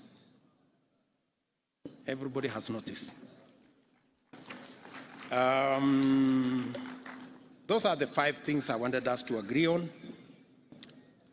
Let me finally say that on the subject of debt, I have made myself very clear. We are going to do more saving. We are going to raise local revenue. We are going to raise own source of revenue in counties, and we are going to stop corruption so that we have the money to run our show. I said also that we are not going to be importing things left, right, or center. That's why in this year's budget, cement, steel, furniture, fish, we are going to build local capacities for those. We are not going to be importing. And as I have said, it cannot be the case that every other time we think, we are thinking of how to import more. Let me finally say, as I said, we are not going to subsidize consumption. We are going to promote and we are going to invest in production. That's what we're going to do. It cannot be that we are importing edible oil, we are importing all the other food items from rice and everything else, as I said earlier. We have to have a paradigm shift. We need to invest in production. And I am very proud of our farmers. Our farmers, if there are any patriotic people in Kenya, it is our farmers. Just with the reduction of fertilizer from 6,000 something to 2,500, they have done an extra 200,000 acres of crop. If you see in Kenya, everywhere, our farmers are doing a phenomenal job in producing food for us as a country. So instead of subsidizing that corner, we are going to be promoting production. I know there is, I saw some story today in one of the dailies who said we've gone back to subsidies on oil products. Let me tell the country that we will not go back to subsidies of any nature that distort things and causes us a lot of unnecessary leakage. If the Nation newspaper would bother to understand the facts, we are making prudent and proper use of the Petroleum Development Levy that is provided for in the law. It is meant to develop the petroleum industry, and it is meant to stabilize prices whenever we have unintended hikes. Instead of the nation commending us for using the Petroleum Development Levy as was provided for in the law, they have decided to be negative. And that is how we suffer as a country. All the positive things that are made by our friends are destroyed by the very negative things that we say about our country. I hope that the Nation newspaper has learned something from what Meg said, and that they will stop this tirade against the people of Kenya and against the government of Kenya, unless they have another country that they belong to. I'm told they are owned by some people who don't live in Kenya. Maybe that's why they don't give a damn about what happens to our country. Let me finally, I've said finally several times, but you have to forgive me. I am also in my hometown, so I am allowed to do a few things. So I think I have said everything I wanted to say. I'm really happy that we are doing this. We are having this meeting of minds. I want to promise my colleagues, governors who are here, that I have every intention working with them to promote everything they are doing. And whenever they need any support from me or from the national government, we will be ready. I know our development partners have done a phenomenal job in working with us to plug the gaps that occasionally exist. And I must commend them. I must commend our development partners. They have been a very useful resource for us as a government, and we will continue to work with you. In a very special way, I must commend my elder sister, Meg Whitman. That lady is phenomenal. Hata nyinyi mnakubali, huyu mama ameongea kuliko sisi wote. Ni kweli ama si kweli? Mbona tusimpigie makofi? Simameni tupigie makofi huyu mama. We must. Tumpigie makofi huyu mama and all our development. Thank you very much, Meg. You spoke like the 50 million Kenyans, one person. So thank you very much, and thank you. I'm not saying this to say anything else about the other people. Thank you very much, all our development partners. You have done a phenomenal job. We appreciate, and I speak so from my heart. On behalf of the people of Kenya, we appreciate your partnership. We appreciate your support. We appreciate your goodwill, and you can count on ours. Tafadhali tuketi chini. So asanteni sana ndugu zangu, mimi nawapenda sana. I truly love you guys. Na nawatakia baraka ya Mungu. Hiyo maneno ingine, najua MCS wamesema wanataka kubook appointment ya kuongea na mimi. Mimi niko tayari. Nishamwambia watu yenu ya kwamba unajua kuna maneno ingine tunaongea nyuma ya hema. So hiyo maneno ingine tutaongea juu ya hema. So na mambo ile ingine we will engage. Asanteni sana. God bless you and enjoy your stay.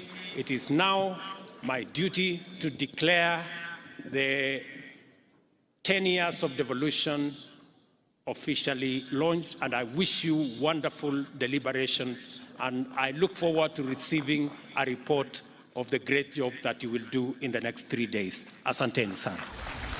Thank you very much, Excellency. And just two things, Your Excellency, that we'd like you to do, and that is to launch the devolution book and then launch the joint county bankable investment book. But we'll start with the devolution book on this side. So I'll call upon the COG Executive Committee, the chair of legal, that's Governor Mutula, and USAID Ambassador Meg Whitman to just come and witness. Allow me to count you down as we wait for Ambassador Meg Whitman and also Governor Mutula Kilonzo to just come and witness. I'll count you down, and what we have on this side is the launch of the devolution book, which will then give details of what the county governments have attained in the last 10 years. So kindly we may sit down. Please sit down so that we'll be able to see.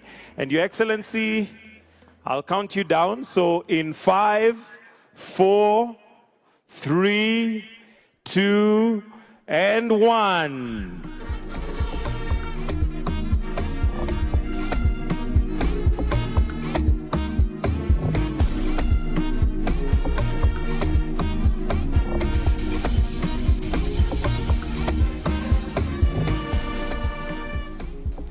Ladies and gentlemen, that is the devolution book. Your Excellency, with your permission, on this other side, we have the investment handbook. His Excellency will distribute a few books before we move to the other side, where we have the launch of the Bankable Investment Handbook. And the Bankable Investment Handbook is basically what each county government has to offer to investors and partners that would like to be with His Excellency. I see His Excellency Mutula wants a signed autographed book. Some of these opportunities are rare.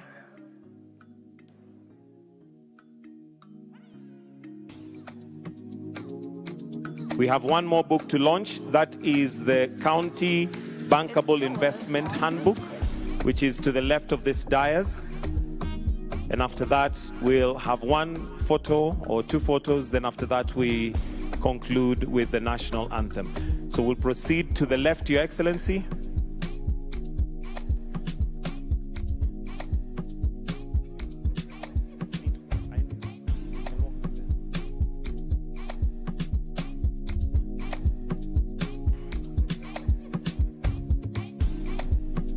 There you go, that unique signature. Your Excellency, with your permission, if we may go this way, to the other side of the stage, where we have the County Bankable Investment Handbook. And this is basically what each county has to offer investments, in terms of investments and partners that would like to do that. So again, I'll count you down. If we can bring the buzzer closer, please. If we can kindly bring that buzzer closer. Ambassador, if we can bring that buzzer closer, please. And again, we'll count down to 5 and have that launch. So once we have every partner there, in 5, 4, 3, 2, 1, and there we go.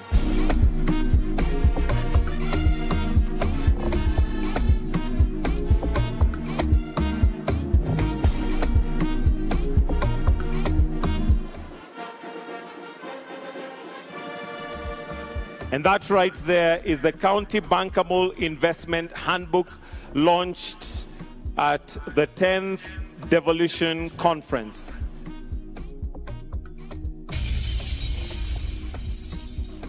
And there we have it.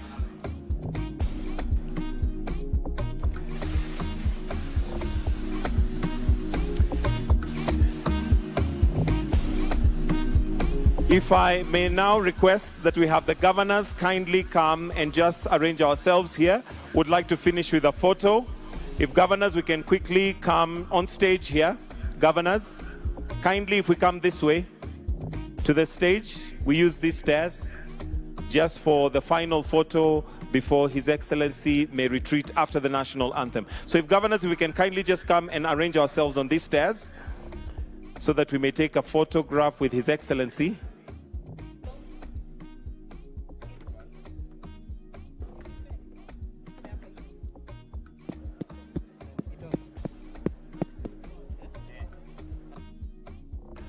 After the photo, we have a gift that the COG would like to present to His Excellency, so please let's have that ready as well.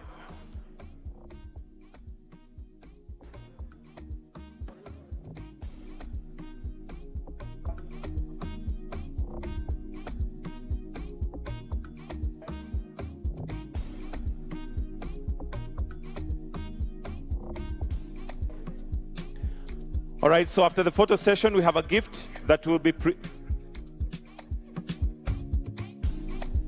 After the photos, let's have the gift presented by the COG chair on behalf of the Council of Governors. Then I will request that we all exit the stage, leave His Excellency for the national anthem after the gift.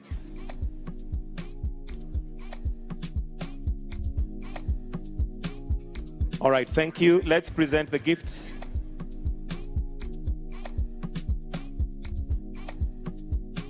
The COG chair will present it on behalf of the Council of Governors and the 47 counties represented.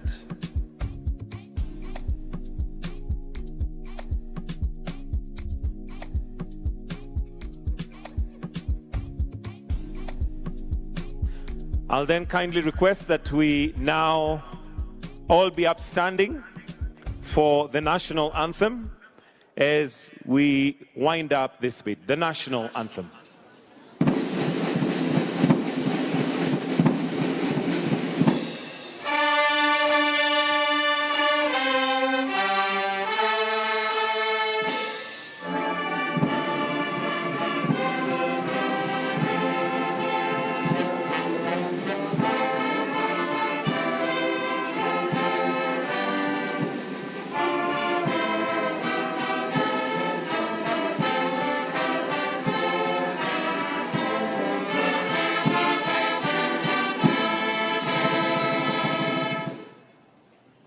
Let us all remain in our positions as we now allow His Excellency to retreat.